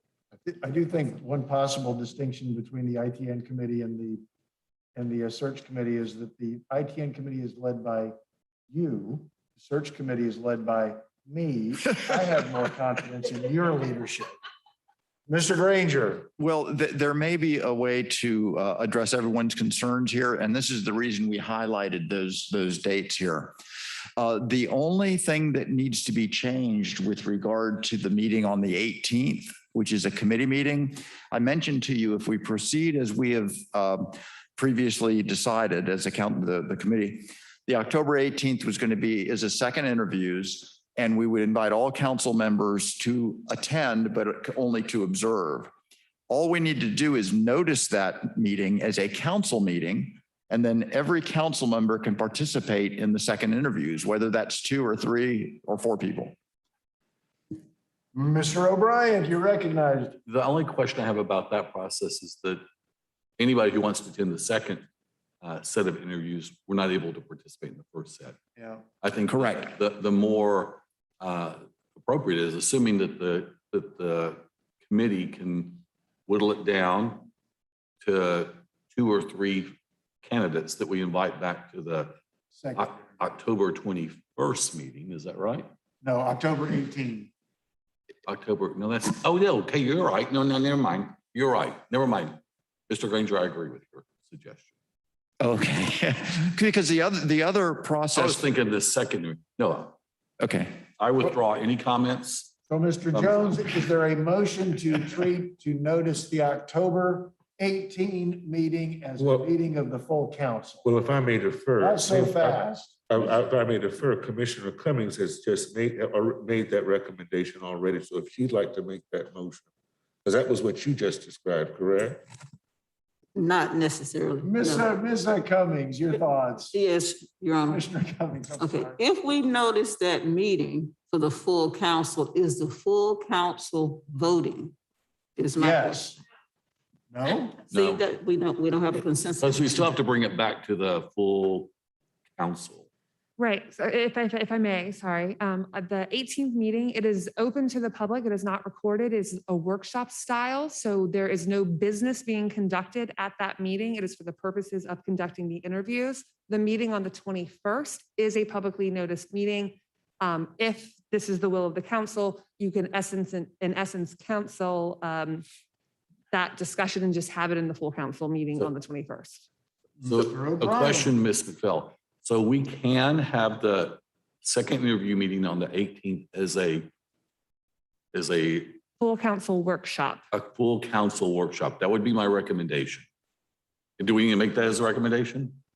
So But just keep in mind, I'm sorry, can I be? Let's go to Commissioner Cummings. and then I just had a couple of follow-up questions from my first question. So the full meeting then, is the full council scoring the individuals like we have done with our first interviews? Who's So the full council is scoring the applicants. The that full come before- council would be able to ask questions, participate in the interview, and get a feel for the I understand, candidates. but my question is the full council scoring the applicants that come before the council that day, or is it just the committee scoring the applicants? The scores will all. We won't already be scoring done. anymore? No, because remember, on the 18th. Not scoring on the 18th. We're not scoring. It's a Interviewing second and making- interview, Right. free-form second interview without the Dr. Croto process. And then we just come together and try to reach consensus. So it's no evaluation other than, So what I understand is that would be a workshop event. The full council is invited to participate. We are able to then, as a council in that workshop, bring a recommendation back to the council, right? So Or the- technically, Just on the 21st. If I may, We'll just be voting on the 21st. Yes, we'll be making but we'll be making a recommendation back to ourselves, right? Mr. Chair, I don't know the answer to that. Mr. Yeah, we'll just be Chair. making a recommendation. Now, Commissioner Cummings, I need a parliamentarian. I have lost control of Mr. this. Chair. meeting. It's official. Mr. Jones, you are recognized. yes, on October 6th, the search committee will then evaluate all 6 of the candidates to then on the 18th have a second. And then when they do that, they will have taken that group of 6 and whittled it down Oh. for the second interviews, which will only be a portion of that 6 on the Correct. 18th. And that would constitute the finalists for executive director, which which I believe, if I'm following this train of thought, would be when the entire council would come to evaluate the finalists. Correct. And when we meet on the 21st, we will then come together to make our decision regarding the finalists that the entire committee will have evaluated on the 18th, the finalists that will have been selected by the executive director committee. That is what I am calling the Jones motion. okay, I like that. May I ask a question, a point of clarification? Yes. Um, Are you going to help? I don't know. It may muck things up more. The meeting on the 18th, the second interviews is a workshop, so no decision will be made. Right. The decision could be made on October 21st at Correct. the council meeting. Actually, it probably will be, given what y'all are saying. The question becomes, And we could cancel the search committee meeting on. well, that's the question with regard to, I think, what Mr. O'Brien was talking about. Mr. O'Brien was raising the issue of the search committee having participated in the first interviews and therefore having more of an experience and a background and understanding of where the candidates are coming from. So I guess I'm asking whether or not the committee should go ahead and follow through with its and make a recommendation at its meeting on the 21st before the council, bring that recommendation to the council, and then the council members who have not participated can join in the discussion of whether that recommendation is good. I don't know. But the first interview, I guess Mr. O'Brien was saying, needs to be given some weight. But based upon what I have described, the search committee's work would end on the 6th after the evaluation Right. of the 6 finalists. And they would then, after that meeting, would be able to recommend either 2 or 3 candidates moving forward, whichever they would decide for the entire council to consider on the 18th. But to summarize, the purpose of the search committee is to recommend the finalists. And they will have recommended finalists for us to consider, a paring down of the 6 that they have to consider. And I would also add that an instrument for evaluation be provided for the full council in our meeting on the 18th. So, Mr. Chair. Mr. Mitchell, you're recognized. All right.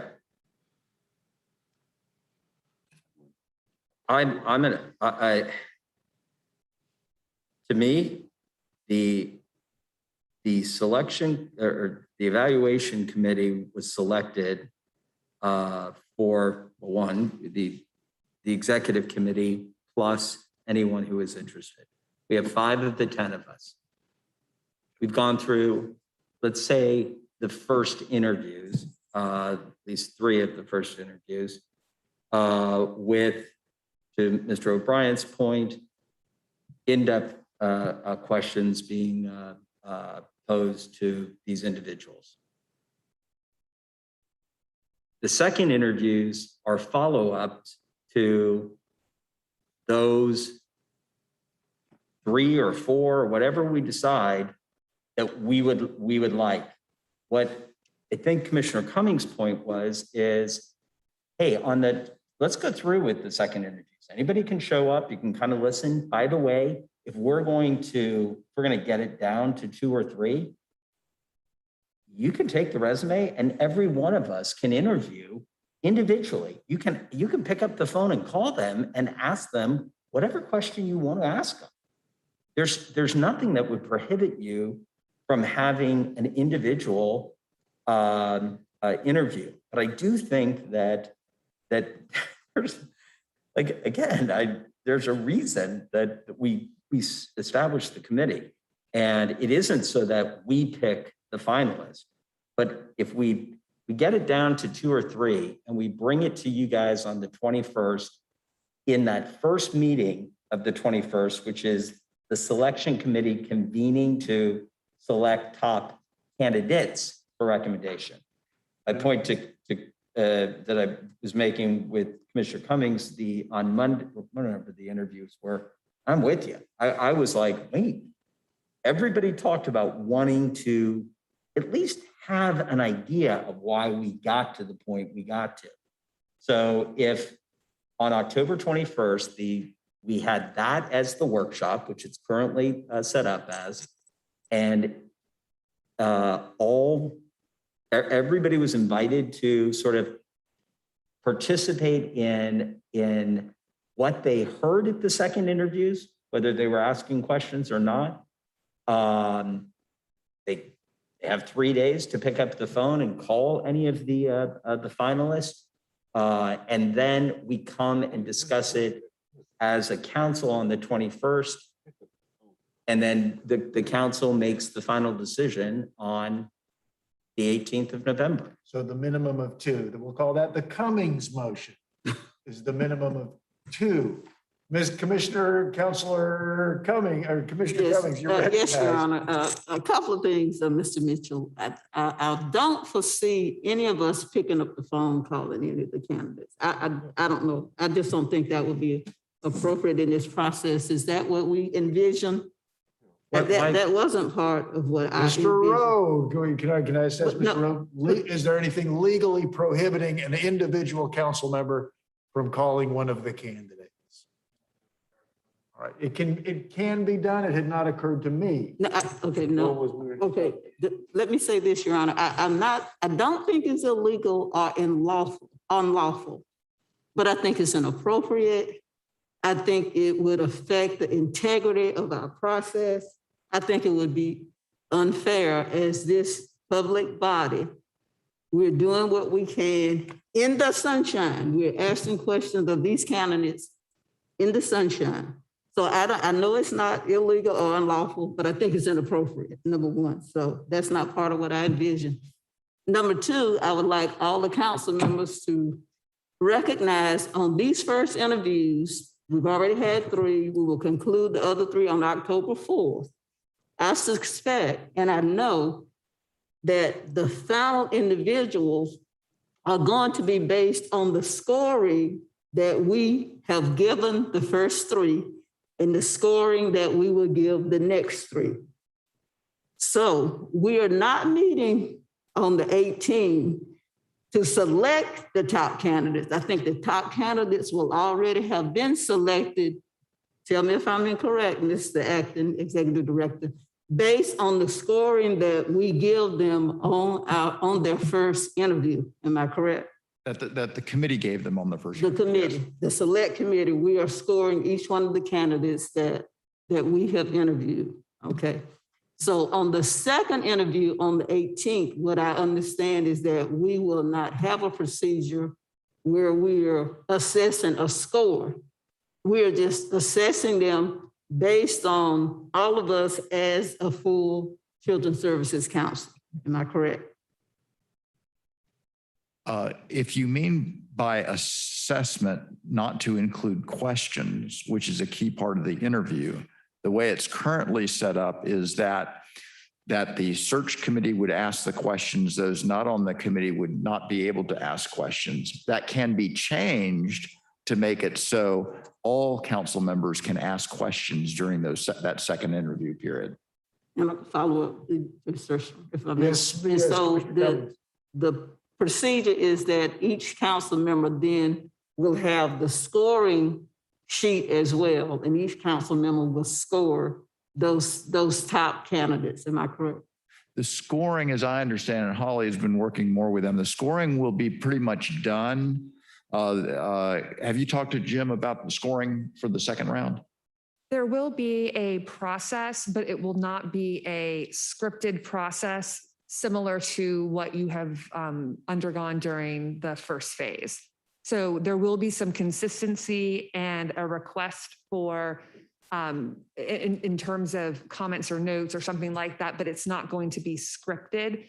Every council member or search committee member, whatever the will of the council is, will have the ability to ask any questions that they want. And the goal is in that time period that there's not going to be that time crunch that we experienced during the first round. So there won't be a scoring sheet. No, there will be a scoring Be a scoring sheet. There will be okay. no scripted questions. So there will be something to document your scoring, but it's not scripted.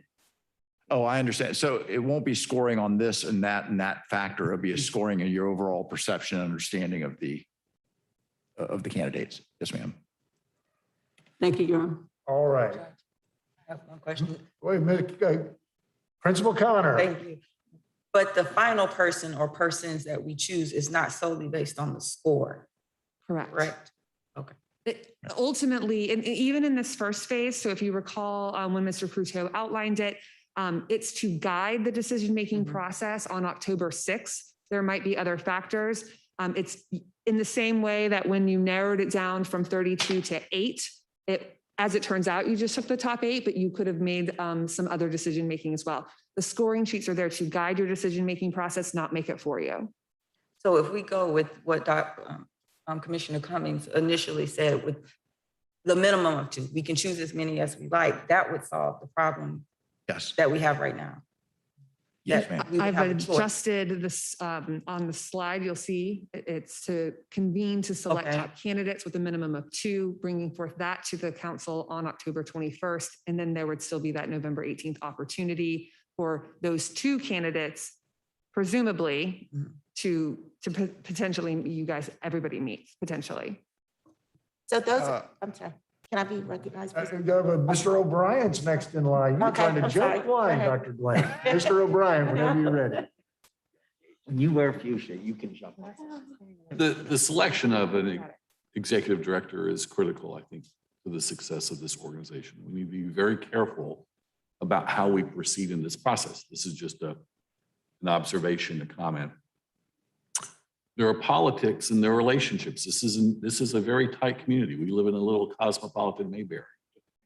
I think that it would be wise for all of us, not just the selection, not just the search committee, but since we're all going to be voting on members, to refrain from engaging with any of the candidates on a personal basis, on a political basis. I know that there is politicking going on, because I've heard it, of candidates with this process, and we need to be careful, because this should not be a political process. This should not be a personal process. It should be a process that's focused on picking the very best candidate to serve our community, and in particular, serve these kids.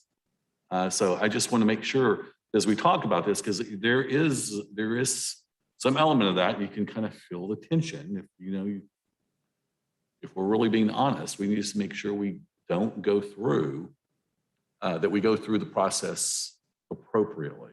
And I do think that we should, with full effort, refrain from engaging with candidates during this process. Thank you so much, Mr. O'Brien. Mr. Chair.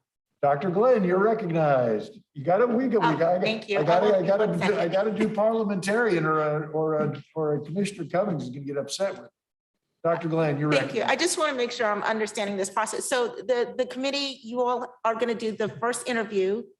Then on the 18th, you all, and on the first interview, y'all will be scoring. On the second interview on October 18th, y'all will do the second interviews, no scoring, but you all will just get a feel for who's the right person for this position. You all will then select at least the top two and bring the top two to the meeting on the 21st, present them to the full group, and then the full group then makes a decision and votes on who gets the position out of the top two, at least the top two. Is that the process that's on the table? Potentially, we will bring forward the top, the committee would bring forward the top two, and then you have the opportunity to discuss and determine at that point if you are ready to select, or if you want to bring, as it's laid out here on the slide, you would bring that person back on the 18th for the opportunity for everyone to meet them and approve it at that point. Okay, so the 21st is simply a decision, a discussion around With the full for the full council. group. Okay, I just wanted to make sure I understood that. The reason why I'm asking is because with the timeline, I was getting worried about the all board meeting on the 18th, because the negotiations team is going to be having a lot of back-to-back meetings during this same period of time. So my concern was with the schedule that we were asking the negotiations team to have and overlapping it with the full board meeting, I just felt as if we were going to burn folks out. So that was part of the concern that I had. Thank you so much, Dr. Glenn. Mr. Jones, you're recognized if you still want to speak. Yeah, it wasn't my intention to open up a can of worms, but let me just be very, very clear. I never, in this process of selecting the committee that served, I already accepted an appointment to the ITN committee. So I saw really a natural seemingly to me, a segregation of the herd, for lack of a better description. A great number of us were working on presidential search, and others of us were working on ITN. But at no point did I ever think that the executive search decision would not in some way come back to me as a sitting member of this board. And that's the only reason for my question.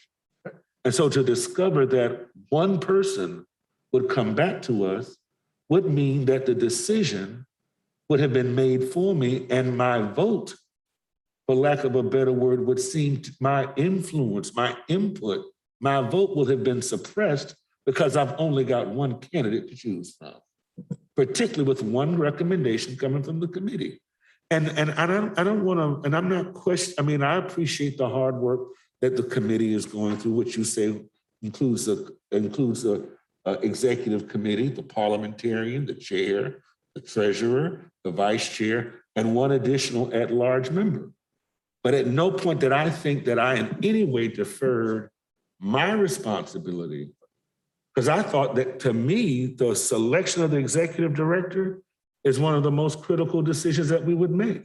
And that all of us would have equal, although a great number of you would have done the hard work, the heavy lifting, but at the end of the day, we would all share in that selection, and that y'all would bring to us from the long list of people that they had published in the paper who were being considered. I trusted the search committee to go through the work and whittle that list down. Following you. Right. Is the Cummings motion acceptable to you? Where we go minimum of 2, or do you want to go Again, I just wanted to explain my point of view, that there was no, I know a number of people on that list, right? I know, and again, for me, I have a responsibility as a Leon County School Board member to be able to tell my constituency that that I had a choice in who was ultimately selected to serve our shared constituency of children. And that's not a responsibility I'm willing to acquiesce without some type of opportunity to be a part of the selection. So I don't know what motion we are on now, because I've heard. So it have to be repeated to me. So here's the motion that I'm going to call the Cummings motion. And Commissioner, you're going to correct me. goes exactly there the way it goes. We're gonna interview the second three on October 4th. That's the committee only. Because we interviewed, just like we interviewed the first three with the committee. On October 6th, search committee convenes to select people for a second interview, something less than the full 6. On October 18, we have second interviews that are done by the committee. And on October, but with everybody invited to attend. We could notice it as a workshop, and then, Mr. Jones, you could ask questions, but that's not part of the Cummings motion yet. On October 21, we make the recommendation for the full committee that's going to also meet on October 21, but we recommend at least 2 of the 6. So that's what the Cummings motion is. I'm going to call the Jones variation on the Cummings motion. I'm trying to put words in your mouth, so you got to correct me if I'm doing it wrong. The Jones variation on the Cummings motion is that we would notice October 18 as a workshop of the full council. And then everyone could ask questions during the second interview, the interview of the shorter of the short list. You following me, Mr. Jones?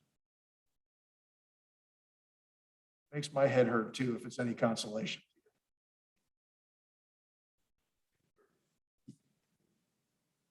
On the 21st, the search committee still meets. Right now, yes. And then the council meets to do what? And then what does the council do on the 18th of November? The 18th of November is interviews. It was the final decision making. What's that? On the 21st, the Cummings motion would have at a minimum of 2 come before the board with the recommendation of the committee bringing now 2 before the board, a minimum of 2 before the board, and the board could, we could ask them to make a presentation, 3 minutes or less. You're explaining the Cummings motion? No, I'm not sure. So were you asking what happens on November 18? Yes. I'm sorry. I mean, well, if we're meeting on the 21st to discuss the recommendation, does that negate the necessity of November 18? It could, because we would have it on the agenda. We could just vote that this is the we're in the interviews on October 18th. We've had our discussion. We're ready to pick an executive director. That could negate the necessity. You know? Wait, not so fast, Mr. O'Brien. By basically negating the 18th, this means it's a public event and not a workshop. I don't think we want to do that. I think we want to have a workshop opportunity to have a conversation about candidates. Maybe I misunderstood. Is that right? So October 20, I'm sorry. Oh, no, go ahead. October 21st is a notice public meeting, right? Yeah, it's a notice committee meeting for you Yes. to discuss the interviews. Yes, On the but- 18th, you won't By be able dropping to. the discuss. meeting on the wait. 18th It's eliminates both. There's on October 21 at noon, there's a committee meeting as of now. On October 21 at 2, there's a full council meeting. Okay, is the meeting of the search committee on the 21st, is that a workshop or a public meeting? It is a Public meeting. It's a public meeting. That's the point I'm making, is that by eliminating the 18th, we're eliminating the workshop opportunity. I think we need to have that as a. On the- No. On the 18th The of, 21st is a notice public meeting now. It's not, the 21st was never a workshop. That's what I'm saying. I heard a comment that we could eliminate the meeting on the 18th. No. The meeting on the 18th is a workshop. It is an Yes. interview workshop, whether it's the Got it. full council. Okay, I thought I the think it recommendation was was to eliminate- eliminate the meeting on the I think Mr. Jones was saying eliminate November 18th, not eliminate the November 18th. meeting, I because didn't- that's already a council meeting. I did not Eliminate the suggest that November we, 18th. I did not suggest that we eliminate the 18th meeting. I asked the question, what was the necessity of it? may I clarify? Please do. If I may clarify, if on the 21st, there will be finalists who would come to this committee, to the full council, I don't have to interview on the 18th. I just want persons for me to consider. So minimum of 2 is good enough for you. And if you bring a minimum of 2, you can keep your process as is. But on the 21st, you're not just bringing me one name, you're bringing me a minimum of 2. That's all I've asked. I don't have to be a part of the search committee. I don't even have to do an interview. As long as more than one person comes to us, for all of us, the remainder of us, to consider, I'm satisfied with that. Okay, Judge, and then I'll second the Cummings motion. All right, so Commissioner Cummings moved that we have a minimum of 2 coming out of the October 21 search committee meeting, seconded by Mr. O'Brien. Any other discussion? Can I ask a question? Will we vote on the Dr. Glenn, 21st? you're recognized. Will we vote on the 21st, or do we have to come back on the 18th? Can we have them come? We No, talk to them? a point of clarification, if the decision, the second interviews are on the 18th, the board meeting's 3 days later. If any of the candidates are from out of town, Tennessee or Colorado or who we got right now, it may be difficult or impossible for them to come back just 3 days later. If I may offer. Sure, Mr. Jones. If I am interested, the provision that you've described that I can be in attendance is fine for me. I just want to be able to select more than just one candidate. Got it. So here's the thing. Yeah. Maybe. November 18th is still necessary. The bottom line is we may or may not need November 18th.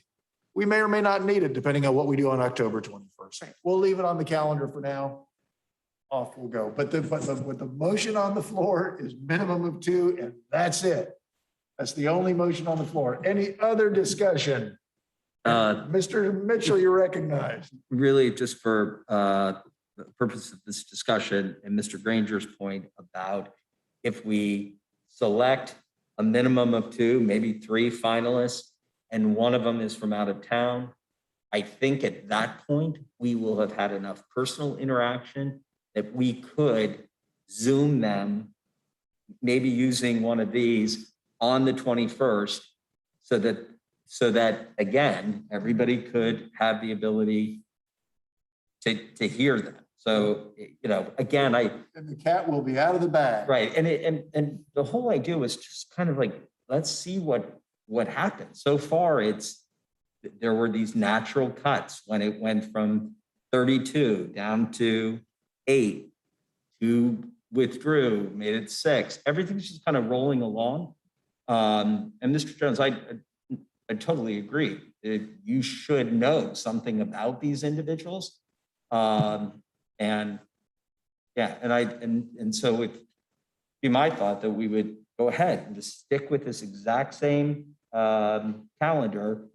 And if it's somebody from out of town who's unable to stay until the 21st, that we accommodate them via a Zoom call. Ms. McPhail, you're recognized. I just wanted to clarify that the expectation of the council is that it's not just 2 names, a minimum of 2 names that are brought forth, but you want them actually in person or via Zoom on the 21st. No, minimum of 2. They're not going to be, we're not having a third interview, are we? No. Right. So I think that the point, that's why it's laid out the way that it is, the way that Mr. Granger projected for November 18th is that's the first face-to-face council meeting with the person to ratify and confirm it. So I just wanted to be clear on that. And we're going to have that meeting. We'll have other business to do on November 18th. We're not going to be able to eliminate that meeting. But it will be their first opportunity to say hello. Excellent. Motion has been made and seconded. Any other discussion? Mr. Watts, you're not allowed to contribute at this moment. You're the only one who hasn't. Mr. Chair, could you restate the motion or so make sure we're clear? The motion is to adopt the timeline as it appears on this slide with the caveat that on the search committee is required to recommend a minimum of 2 names to the council, full council on the October 21 business. Passes unanimously. All right, bringing us to Communications, social media terms of use. Item 11 on the agenda, Ms. McPhail, you're recognized. Can I take my mask off? Yes, please. Thank you.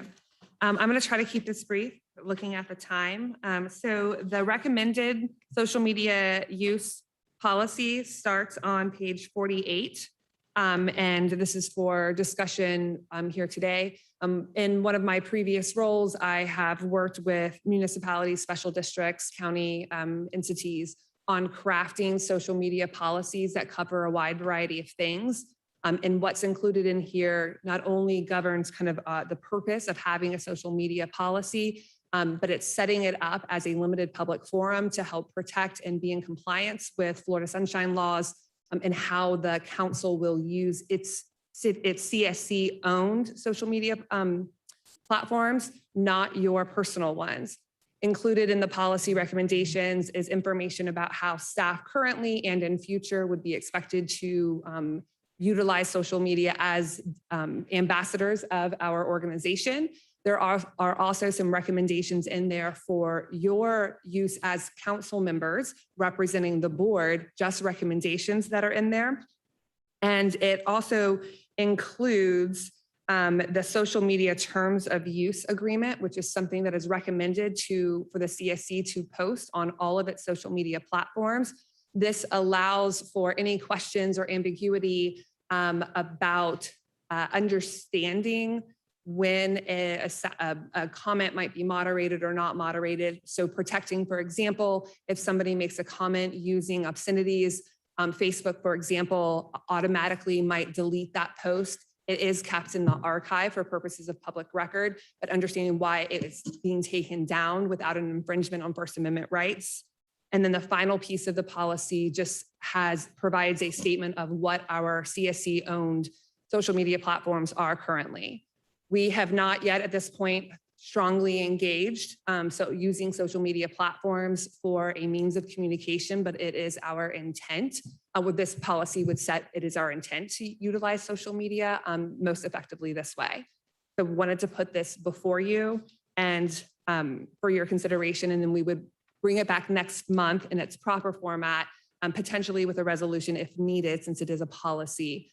One of the reasons oftentimes asked, why do you bring a social media policy to a council meeting? It's just a policy. Oftentimes it's not brought through for approval by a council. Experience has shown over the course of the past 10 to 15 years that as social media has increased, it is good practice, especially for those of you who are elected officials. You already know this. You've probably already seen a policy similar to this come across your own diocese. But this helps for you to understand your role in supporting it in accordance with public records law and the Florida Sunshine. So are there any questions, comments? No, I before the social media policy. Thank you so much. And we have it on the agenda for the next meeting. To approve at the next meeting, yes, sir. Excellent. Thank you so much. Bringing us to Enterprise Solution Software, Mr. Granger.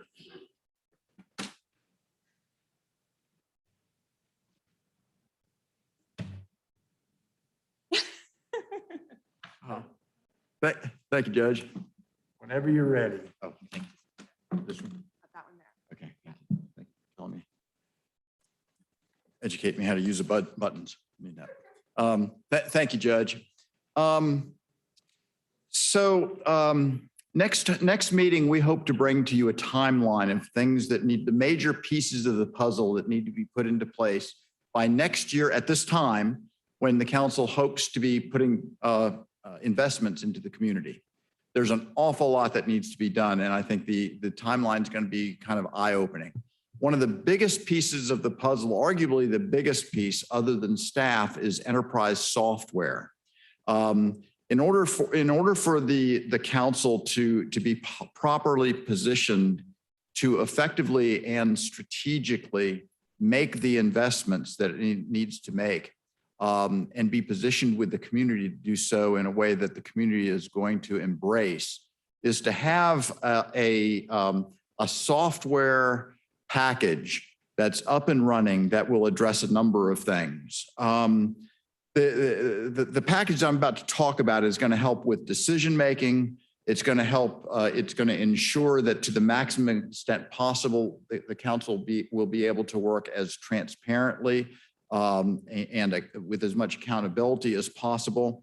It's going to help to maximize the ability of the council to partner with other organizations in the community and to convey to the community what the council is doing.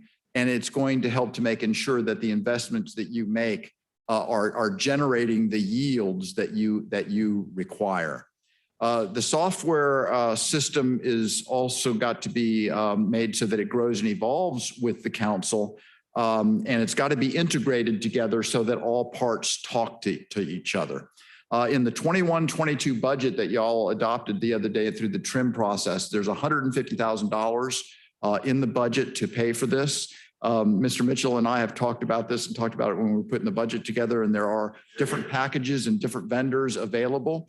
We're certainly looking for different vendors. Usually not one vendor can do all of the things or knows all the things, has all of the software at its disposal to do all the things that we're going to expect it to do. So with regard to the solution itself, the bottom line is ensuring process efficiency and ensuring maximum data analysis capacity. We're looking for a vendor or two vendors. And by the way, we're working on an RFP right now. We've got most of it done to accomplish what I'm going to be talking with you about. And it's intended to address our immediate and long-term needs. The goals are to integrate the business processes and systems internally with the council, to use as much off-the-shelf software as we can. We don't want to be the guinea pigs for creating a new software to do things. And there is a lot of software out there to do the various components of what this package will include. It's got to ensure that all of our stakeholders who need access can access and use it easily and intuitively to the extent possible. And it's got to be able to use and help analyze aggregate data, and hopefully a dream is with regard to individual client level data. For instance, individual student data that's disaggregated and whatnot for people in the pre-K program or early learning, et cetera. Other goals are to ensure that the reporting, this software will be able to create the reports that you need to know what you're doing, and so the community knows exactly what you're doing in every aspect of what you're doing. And it's interconnected to all of the systems. One of the things that will come out of this is with the vendor will be long-term support. I anticipate that this will be an annual contract with a vendor to help with maintenance, to help with training, to help to add new modules, and to help to ensure that everyone can use it appropriately. So what are the modules that will be included in the software that will make it work for us? First, on it is finance and accounting, maintaining all of the charts of accounts and maintaining those general ledger entry and posting the budget, bank reconciliation, financial reporting, accounts payable and receivable, procurement and purchase orders, maintaining the information on capital assets. Payroll, we've got in there, don't know, there are organizations that do payroll that do it very, very efficiently. But at this point, we've got it in there, and human resources. With customer relationship management, this is a key piece that's going to help the council ensure that it maintains appropriate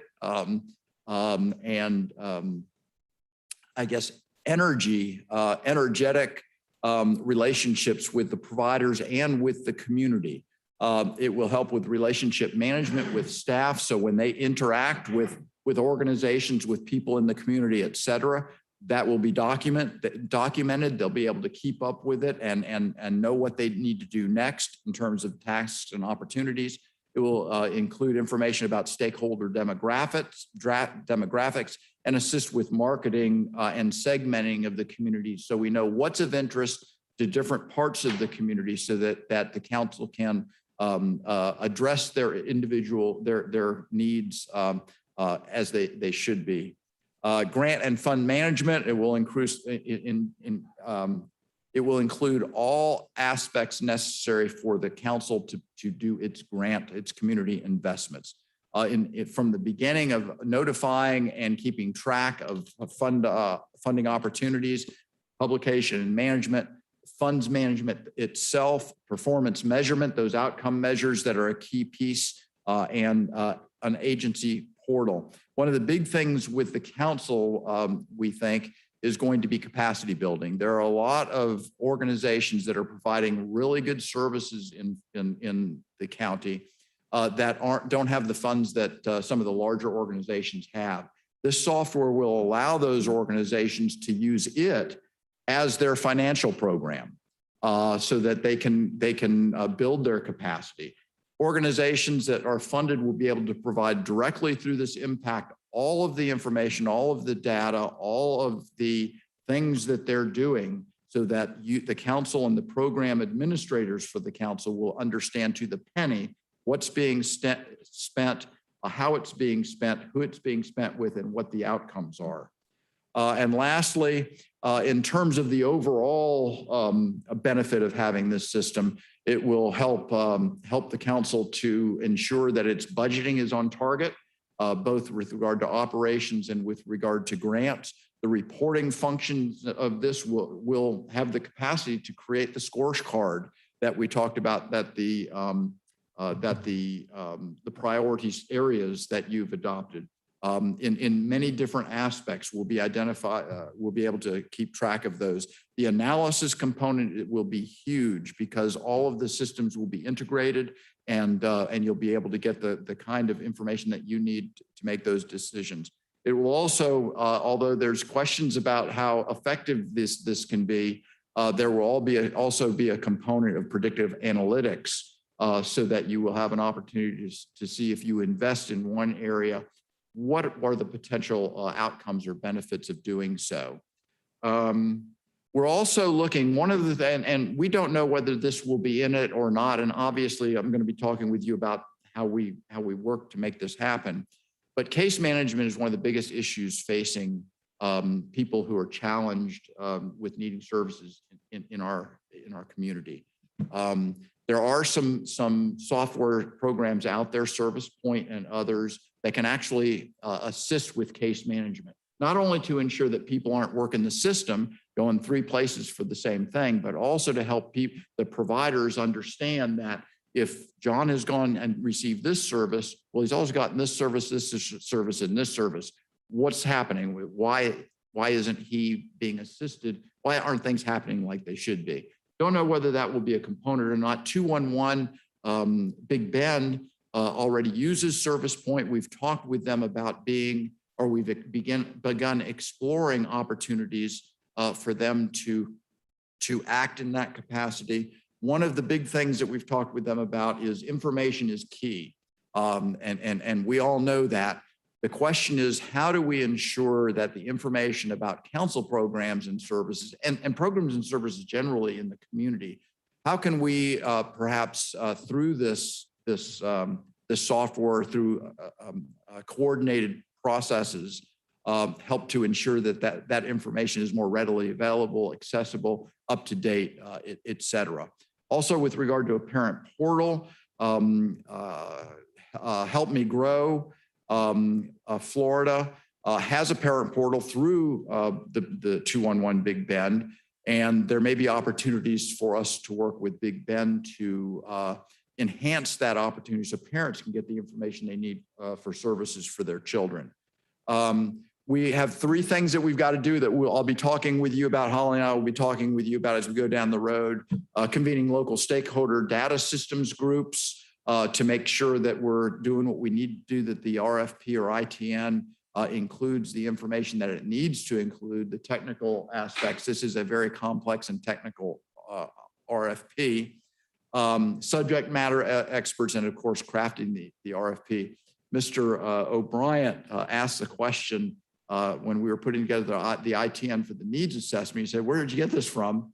And Holly and I drafted that, the ITN. Basically, we used the boilerplate kind of legal stuff that was in a water management district ITN. For this one, however, The Children's Services Council of St. Lucie County spent a year putting this ITN together that we are using as the foundation. I anticipate that we will use 95 to 99% of it. It's really solid. Again, they spent a year putting it together. They have now put their systems into place and they're working very well. We have already spoken with one person in the community who has expertise in this area. We'll be talking to another who can look at the big picture that the software, then it's an expertise that most folks don't have, so that we can move down the road. I anticipate bringing a draft of the ITN or RFP, depending on how we decide to recommend to you move forward to your October meeting. Very good. Thank you, Mr. Granger. Any discussion or questions for Mr. Granger? Ms. McFadden?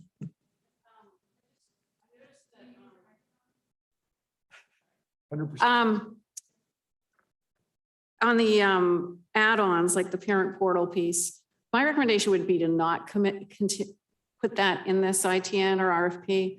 I noticed that Deloitte made the recommendation for one of the ones they won that did a Children's Services Commission. And, it got much bigger than a parent portal. It included a children's passport where, if you were a foster care kid, all your data was in and whatever. It was very cool. And I would hate for us to just buy something off the shelf before the ITN folks have made a recommendation for what we really need that might be bigger than just a parent portal. Yeah, I think, and we threw these on, I think the issue relates to information. And a parent portal provides information, but also access. Your point is well taken. And we actually debated even putting that on the slide today. Pretty good. Mr. Mitchell, you're recognized. Yeah, a great overview. There's an awful lot packed in there. Here's my thought. I don't want to rush the RFP and the ITN. And I sort of want to say to whoever we pick as the permanent executive director, with all respect to you, that this is something I'm hoping that individual will come to the table. I mean, based on at least the finalists, the 6 finalists that we have right now, they each have sort of experience with ERPs and software systems like this. And they may, as good as this draft might be, they may want to tweak it. And I think that it's important that if we're going to hold the full-time executive director accountable, and sort of to Ms. Fritz's comments earlier, we're going to hold them accountable. I think that they should be part of the selection process and the development of the RFP of what we need. So that's all of it is great. I would ask that we slow it down until we get a decision made by the board on the executive director. That point is well taken, and we have considered that. We'd like to get most of it done so that there will be something for him or her to work from. One of the things about this, it's so comprehensive when you include the ITN being out or the RFP, the responses, the time frame for contracting, the time frame for implementing, the time frame for training, time frame for getting it up. You're talking about between 6 months and a year, and probably longer than that. As a result, and kind of anticipating that, Mr. Mitchell, someone was going to bring this up. We're already exploring alternate ideas or avenues for having software solutions for your community investments for next October, anticipating that this may not or likely won't be in place by that time. So this is the longer term, and we're starting to explore the shorter term, i.e. a year and a half ways for you to conduct your business. Mr. Jones, you're recognized. I agree with everything that's been said by the previous speakers. I'm also concerned because you talk about, it seems as if there's an administrative function, which I understand, but when you get into the case management piece, I then ask the question, is it compatible with already existing For example, I think of continuum of care. I think of the Whole Child Leon, which are already have case management softwares by which they're already speaking to us and providing that type of data in terms of children and families and their services united way in the same.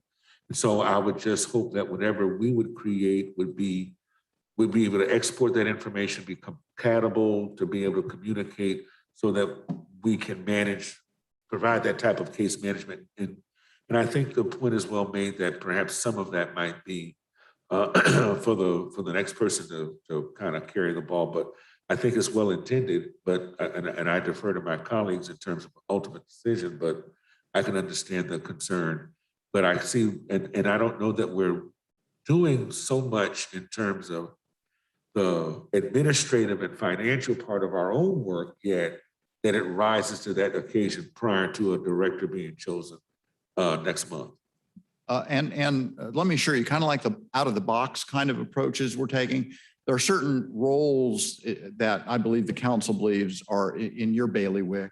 There are certain roles that are in the provider bailiwicks. And certainly case management is not in the council's bailiwick, nor are parent portals, et cetera, nor is it things that 211 does or the CBC, which no longer CBC, but and so what this is really looking at is how, if there are ways for the council to have a system that will help all of those providers who are doing all of those things connect better. How can the Children's Services Council help to create a new, less siloed, more integrated approach in Leon County to the way of work that's currently being done? In addition to ensuring, and primarily to ensure what the council does, but if there are opportunities to enhance, for instance, at least this would say, if there are opportunities to enhance integration of systems between other programs, the integration piece is just a key piece of this, if that makes sense. It does, and I really enjoyed the fact that you'd be convening them for a data systems group, right? So maybe we would be the lead. Mm-hmm. And perhaps the software that we would get would be the new normal. So I'm all for that as well. A key piece of this, and Dr. Glenn and I talked about it before, or a little bit the other day. This is a technical piece. The ITN, the needs assessment, is a data piece, supposedly. Underlying both of those, and more important than both of those, really, in terms of how the council works, is community engagement to help them understand and to help them get buy-in, to help them create what the council is creating. So in terms of the I-10, that outlook, what are the people really want, not the organizations, what do the citizens want with regard to this system? What do programs in Leon need? And is there any way that the council can help to provide some momentum or synergy in a strategic way? We don't know what that is, which means involvement of the community is going to be the key part of this. Thank you, Ms. McFadden, you're recognized. And I put the mic on. Excellent. One thought, and I know that St. Lucie County put a lot of time and effort into this for a year and a half or what have you, but when you're going to walk into something really complicated like this, sometimes doing a pre-RFI, request for information, garners you an awful lot of good information, especially if you're not planning to release this right away, especially around some of those more innovative factors that you're trying to think through. So I would suggest perhaps considering an RFI in this time frame, because you've got a little time before you really need to release. Great idea. Thank you. Excellent. Very good. Anything else from anyone else? Thank you so much, Mr. Granger, for that illuminating presentation. Item 13 on the agenda, next meeting dates. Our next regularly scheduled council meeting date is Thursday, October 21 from 2 to 5 p.m. at Tallahassee Community College. Back here. I'm like Okay. Ron Burgundy with the teleport. October was the only one that TCC could not do, and it just so happens that we're here today because of Yom Kippur. So it's here, October 21st. October 21st at the Leon County Commission Chambers at the Leon County Courthouse, October 21st from 2 to 5 p.m. Next meeting agenda, item 14 on the agenda. We'll have a treasurer's report, proposed updated bylaws like we discussed, social media policy as we discussed, enterprise software RFP discussion, employee handbook, and human resources manual. We will approve the needs assessment vendor contract. No pressure. And I'm trying to think, I wrote something else down. No, those were for the bylaws. Anything else on the agenda? Any objection to the proposed agenda for next time? So that'll be the proposed agenda. Any other, oh, Ms. McPhail, you are recognized. There will be a recommendation from the search committee of the top 2 finalists. To see Executive Director. Search, how could I forget? All right, excellent. Search is the search committee recommendation. Excellent. Any other member comments? Any other member comments? Seeing no member comments, thank you so much for your participation. We are adjourned.